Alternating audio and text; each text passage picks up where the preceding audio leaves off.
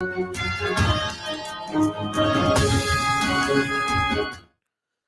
ਸ਼੍ਰੀ ਅਕਾਲ। ਤੁਸੀਂ ਜੁੜੇ ਹੋਏ ਹੋ ਪੰਜਾਬੀ ਰੇਡੀਓ USA ਦੇ ਨਾਲ ਤੇ ਮੈਂ ਹਾਂ ਪ੍ਰਵੀਨ ਸ਼ਰਮਾ ਲੈ ਕੇ ਹਾਜ਼ਰ ਹਾਂ ਪ੍ਰੋਗਰਾਮ ਖਬਰ ਤੇ ਨਜ਼ਰ। ਪੰਜਾਬੀ ਰੇਡੀਓ USA ਨੂੰ ਇਸ ਵੇਲੇ ਤੁਸੀਂ AM FM ਸਟੇਸ਼ਨ ਦੇ ਨਾਲ ਰੇਡੀਓ ਸੈੱਟ ਤੇ ਨੈੱਟ ਤੇ mobile app social media platforms Facebook YouTube ਤੇ ਸੁਣ ਰਹੇ ਹੋ ਦੇਖ ਰਹੇ ਹੋ।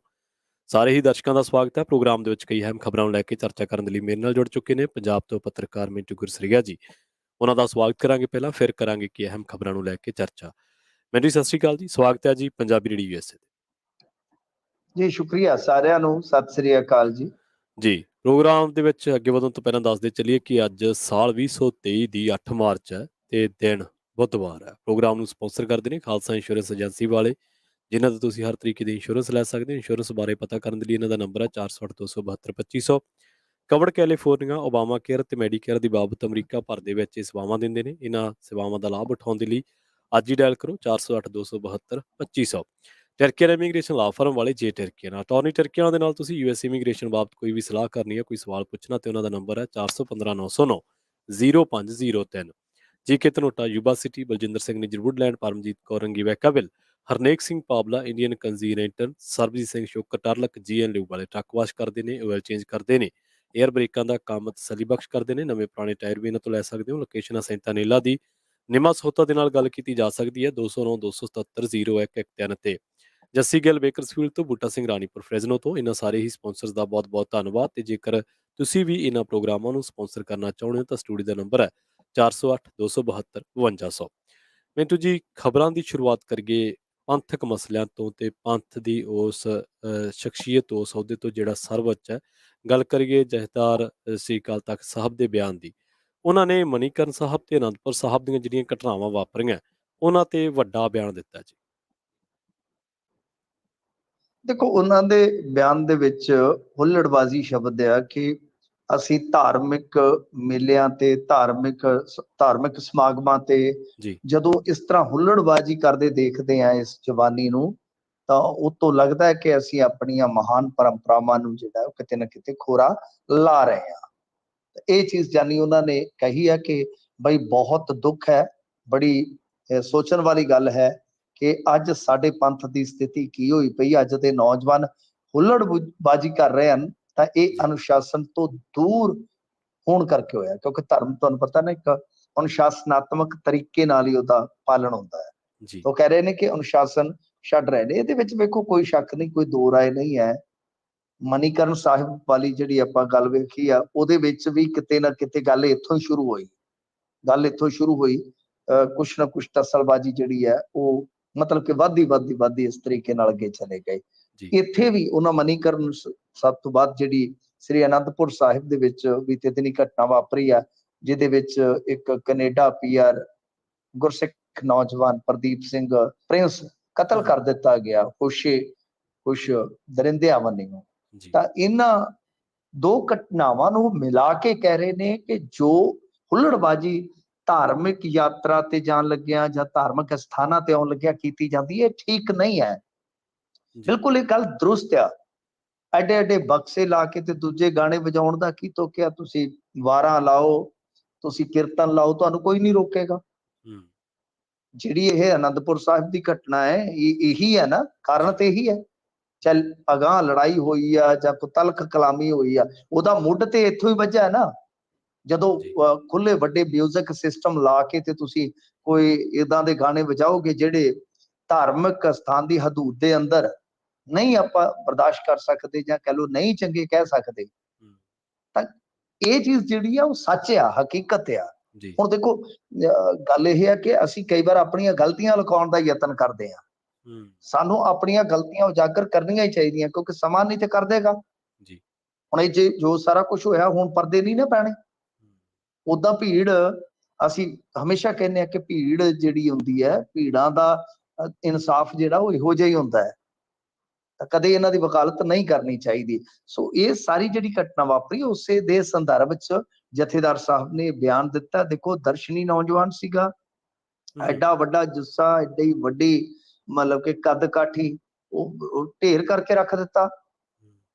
ਢੇਰ ਕਰਕੇ ਇੱਥੇ ਸਾਡਾ ਸਾਰਾ, ਮੈਂ ਤਾਂ ਕਹਿੰਦਾ ਕਿ ਜਿਹੜਾ ਵੀ ਬੰਦਾ ਦੇਖਦਾ ਹੈ ਜੀ। ਸਾਰਾ ਦਿਨ ਅੱਜ ਇਸੇ ਮੁੰਡੇ ਦੇ ਗੱਲਬਾਤ ਦੇ ਦੌਰਾਨ ਹੀ ਲੰਘ ਗਿਆ ਹੂੰ। ਕਿ ਬਣ ਕੀ ਰਿਹਾ ਪੰਜਾਬ ਦੇ ਵਿੱਚ, ਚੱਲਣ ਕੀ ਰਿਹਾ। ਜੀ। ਕਦੇ ਇਹ ਵੀ ਵੇਖਿਆ ਸੀਗਾ? ਅੱਗੇ ਤਾਂ ਦੇਖੋ ਗੱਲ ਇਹ ਆ ਕਿ ਦਰਬਾਰ ਸਾਹਿਬ ਜਾਓਗੇ ਉੱਥੇ ਚੋਬਦਾਰ ਵਰਜ ਦਿੰਦੇ ਨੇ ਤੁਹਾਨੂੰ ਕੁਝ ਚੀਜ਼ਾਂ ਤੋਂ। ਆਮ ਗੁਰੂ ਘਰ ਚ ਜਾਓਗੇ ਤੇ ਬਾਬਾ ਜੀ ਵੀ ਮੋਢਾ ਫੜ ਕੇ ਕਹਿ ਦਿੰਦੇ ਕਿ ਅੱਧਾ ਸਿਰ ਕੱਜਿਆ ਤੇਰਾ, ਅੱਧਾ ਅੱਧਾ ਹੋਰ ਟੱਕ। ਹੂੰ। ਤਾਂ ਕੀ ਇਹਦਾ ਮਤਲਬ ਕਿ ਅਸੀਂ ਹੁਣ ਇੰਨੀ ਵੀ ਟੋਲਰੈਂਸ ਨਹੀਂ ਰੱਖ ਰਹੇ ਕਿ ਜੇ ਕੋਈ ਸਾਨੂੰ ਵਰਜ ਰਿਹਾ ਹੈ ਅਸੀਂ ਆਵਾਜ਼ ਹੌਲੀ ਕਰ ਲਈਏ ਜਾਂ ਕੋਈ ਆਪਣੇ ਜਿਹੜੇ ਗੀਤ ਨੇ ਉਹ ਬਦਲ ਲਈਏ? ਜੀ। ਠੀਕ ਹੈ, ਹੋਲਾ ਮਹੱਲਾ ਬੜਾ ਜੋਸ਼ ਦਾ ਤਿਉਹਾਰ ਹੈ, ਜੋਸ਼ ਦਾ ਇੱਕ ਦਿਨ ਰੱਖਿਆ ਗਿਆ ਗੁਰੂ ਸਾਹਿਬ ਵੱਲੋਂ, ਉਹਦੀ ਆਪਣੀ ਇੱਕ ਮਹੱਤਤਾ ਹੈ। ਪਰ ਜਿਹੜੀਆਂ ਚੀਜ਼ਾਂ ਇਤਰਾਜ਼ਯੋਗ ਨੇ, ਜਿਹੜੀਆਂ ਚੀਜ਼ਾਂ ਨਹੀਂ ਉੱਥੇ ਵਰਤੀਆਂ ਜਾ ਸਕਦੀਆਂ, ਉਹ ਜੇ ਨੌਜਵਾਨੀ ਵਰਤ ਰਹੀ ਹੈ ਤਾਂ ਕਿਤੇ ਨਾ ਕਿਤੇ ਸੋਚਣ ਵਿਚਾਰਨ ਦਾ ਵਿਸ਼ਾ ਹੈ। ਜੀ। ਖੈਰ, ਇੱਧਰ ਦੂਸਰੇ ਪਾਸੇ ਉਹਨਾਂ ਨੇ ਇਹ ਵੀ ਗੱਲ ਕਹੀ ਹੈ ਕਿ ਸਾਡੀ ਦੇਖੋ ਪਾਰਲੀਮੈਂਟ ਸਿੱਖਾਂ ਦੀ ਇਹਨਾਂ ਨੇ ਤੋੜ ਦਿੱਤੀ ਆ, ਤੇ ਉਹ ਸਰਾਫ ਦੇ ਰਹੇ ਸਨ ਕਿ ਵੇਖਿਓ ਇਹਨਾਂ ਦੀ ਪਾਰਲੀਮੈਂਟ ਵੀ ਟੁੱਟੇਗੀ, ਇਹ ਅਖੰਡ ਰੱਖਣ ਨੂੰ ਫਿਰਦੇ ਆ ਤੇ ਰਹਿੰਦੀ ਇਹਨਾਂ ਦੀ ਵੀ ਨਹੀਂ। ਮਤਲਬ ਕਿ ਇਹ ਗੱਲਾਂ ਜਿਹੜੀਆਂ ਨੇ ਉਹ ਅੱਗੇ ਵੀ ਮੈਂ ਇੱਕ ਦਿਨ ਤੁਹਾਨੂੰ ਕਿਹਾ ਸੀਗਾ ਕਿ ਜੇ ਹਿਸਟਰੀ ਚ ਜਾਓਗੇ ਤੇ ਇਹਨਾਂ ਦੀਆਂ ਗਲਤੀਆਂ ਨਿਕਲਣਗੀਆਂ। ਜੀ। ਫਿਰ ਆਲ ਇੰਡੀਆ ਗੁਰਦੁਆਰਾ ਐਕਟ ਕਿਉਂ ਨਹੀਂ ਲਾਗੂ ਕਰਵਾ ਸਕੇ ਬਾਦਲ ਸਾਹਿਬ? ਇੰਨਾ ਚਿਰ ਕੇਂਦਰੀ ਸੱਤਾ ਤੇ ਇਥੋਂ ਦੀ ਸੂਬਾਈ ਸੱਤਾ ਜਿਹੜੀ ਹੈ ਉਹ ਉਹਨਾਂ ਨੇ ਮਾਨੀ ਆ, ਕਿਉਂ ਨਹੀਂ ਕਰਵਾ ਸਕੇ? ਇਹ ਚੀਜ਼ਾਂ ਦੇ ਜਵਾਬ ਜਥੇਦਾਰ ਜੀ ਜਦੋਂ ਆਉਂਦੇ ਨੇ, ਗੱਲਾਂ ਜਿਹੜੀਆਂ ਕੁਝ ਡਿਪਲੋਮੈਟਿਕ ਵੀ ਕਰ ਜਾਂਦੇ ਨੇ, ਕੁਝ ਗੱਲਾਂ ਦਾ ਵਜ਼ਨ ਬਹੁਤ ਜ਼ਿਆਦਾ ਹੁੰਦਾ ਉਹਨਾਂ ਦਾ। ਜਿਵੇਂ ਅਕਾਲੀ ਦਲ ਨੂੰ ਅੱਜ ਉਹਨਾਂ ਨੇ ਕਿਹਾ ਕਿ ਜਦੋਂ ਤੱਕ ਅਕਾਲੀ ਮਜ਼ਦੂਰਾਂ ਦੀ, ਕਿਸਾਨਾਂ ਦੀ ਆਵਾਜ਼ ਨਹੀਂ ਬਣੂਗੇ ਉਦੋਂ ਤੱਕ ਅਕਾਲੀ ਦਲ ਦਾ ਵਾਰ ਸੰਭਵ ਹੀ ਨਹੀਂ ਹੈ, ਤੇ ਸਰਮਾਏਦਾਰਾਂ ਦੀ ਪਾਰਟੀ ਬਣੀ ਪਈ ਹੈ। ਦੇਖੋ ਕਿੱਡੀ ਵੱਡੀ ਗੱਲ। ਇਹ ਅਕਾਲੀ ਤਾਂ ਹੈ ਹੀ ਗਰੀਬ ਮਜ਼ਲੂਮ ਦੀ ਆਵਾਜ਼ ਹੈ ਨਾ ਜੀ, ਉਹਦੇ ਹੱਕ ਹਕੂਕਾਂ ਦਾ ਰਾਖਾ ਹੈ। ਤਾਂ ਇਹ ਗੱਲ ਬਹੁਤ ਵਜ਼ਨਦਾਰ ਹੈ। ਪਰ ਕੁਝ ਚੀਜ਼ਾਂ 'ਚ ਤੁਹਾਨੂੰ ਪਤਾ ਹੀ ਹੈ ਕਿ ਥੋੜੀ ਡਿਪਲੋਮੈਸੀ ਵੀ ਹੁੰਦੀ ਹੈ। ਤਾਂ ਇਹਨਾਂ ਦੇ ਨਾਲ ਇਹ ਵੀ ਕਿਹਾ ਕਿ ਜੋ ਕੇਂਦਰ ਸਾਡੇ ਨਾਲ ਕਰ ਰਹੀ ਹੈ, ਖਾਸ ਤੌਰ ਤੇ ਕਿਹਾ ਕਿ ਆਜ਼ਾਦੀ ਮਿਲ ਗਈ ਪਰ ਸਿੱਖ ਜਿਹੜੇ ਆ ਉਹ ਹਾਲੇ ਵੀ ਆਜ਼ਾਦ ਨਹੀਂ ਹੈ। ਤਾਂ ਨਾਲ ਉਹ ਇਹ ਕਿਹਾ ਕਿ ਸਾਡੇ ਨਾਲ ਹੁਣ ਕੇਂਦਰ ਇੱਕ ਤਰ੍ਹਾਂ ਨਾਲ ਰੰਝ ਰੱਖ ਕੇ ਚੱਲ ਰਹੀ ਆ, ਕਿਉਂਕਿ ਅਸੀਂ ਕਿਸਾਨ ਅੰਦੋਲਨ ਦੇ ਦਰਮਿਆਨ ਬਹੁਤ ਵੱਡੀ ਸੇਵਾ ਨਿਭਾਈ ਆ। ਮਤਲਬ ਕਿ ਐਸਜੀਪੀਸੀ ਦੇ ਨਾਲ ਸ਼ਰੀਕਾ ਰੱਖ ਕੇ ਚੱਲ ਰਹੀ ਹੈ ਕੇਂਦਰ ਸਰਕਾਰ। ਕਾਫੀ ਵੱਡੇ ਬਿਆਨ ਰਹੇ ਨੇ ਉਹਨਾਂ ਦੇ, ਪਰ ਸਭ ਤੋਂ ਵੱਡਾ ਪੈਗਾਮ ਤੇ ਉਹਨਾਂ ਨੇ ਨੌਜਵਾਨੀ ਨੂੰ ਦਿੱਤਾ ਕਿ ਭਾਈ ਤੁਸੀਂ ਸਿਆਣਪ ਵਰਤੋ, ਤੇ ਮੇਰੇ ਖਿਆਲ ਦੇ ਨਾਲ ਸਾਨੂੰ ਇਸ ਗੱਲ ਤੇ ਕੰਨ ਧਰਨਾ ਪਵੇਗਾ, ਸਾਰਿਆਂ ਨੂੰ ਸਮਝਾਉਣਾ ਪਵੇਗਾ, ਬੱਚੇ ਤੋਂ ਲੈ ਕੇ ਜੋ ਅਲੜ ਨੇ, ਕਿ ਭਾਈ ਧਾਰਮਿਕ ਸਥਾਨ ਤੇ ਜਾਣਾ ਹੈ ਤਾਂ ਤੁਹਾਨੂੰ ਉਹ ਮਹਾਨ ਪਰੰਪਰਾਵਾਂ ਜਿਹੜੀਆਂ ਨਿਭਾਉਣੀਆਂ ਪੈਣਗੀਆਂ, ਜਿਨ੍ਹਾਂ ਦੀ ਬਹੁਤ ਮਹੱਤਤਾ ਹੈ ਧਰਮ ਦੇ ਵਿੱਚ।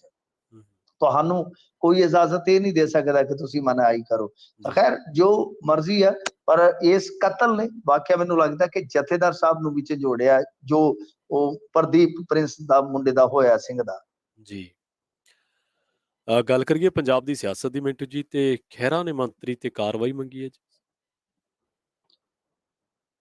ਵੇਖੋ ਇਹਨਾਂ ਦਾ ਨਾ ਕੱਲ ਭੇੜ ਹੋਇਆ ਸੀਗਾ ਧਾਲੀਵਾਲ ਅਤੇ ਖਹਿਰਾ ਸਾਹਿਬ ਦਾ। ਜੀ। ਧਾਲੀਵਾਲ ਸਾਹਿਬ ਨੇ ਇਹਨਾਂ ਨੂੰ ਮਤਲਬ ਕਿ ਘੇਰਿਆ ਸੀਗਾ ਕਿ ਤੁਹਾਡਾ ਤੇ ਸ਼ਰੀਕਾ ਉੱਥੇ ਸਰਕਾਰੀ ਜ਼ਮੀਨ ਵਾਹੀ ਬੈਠਾ ਹੈ।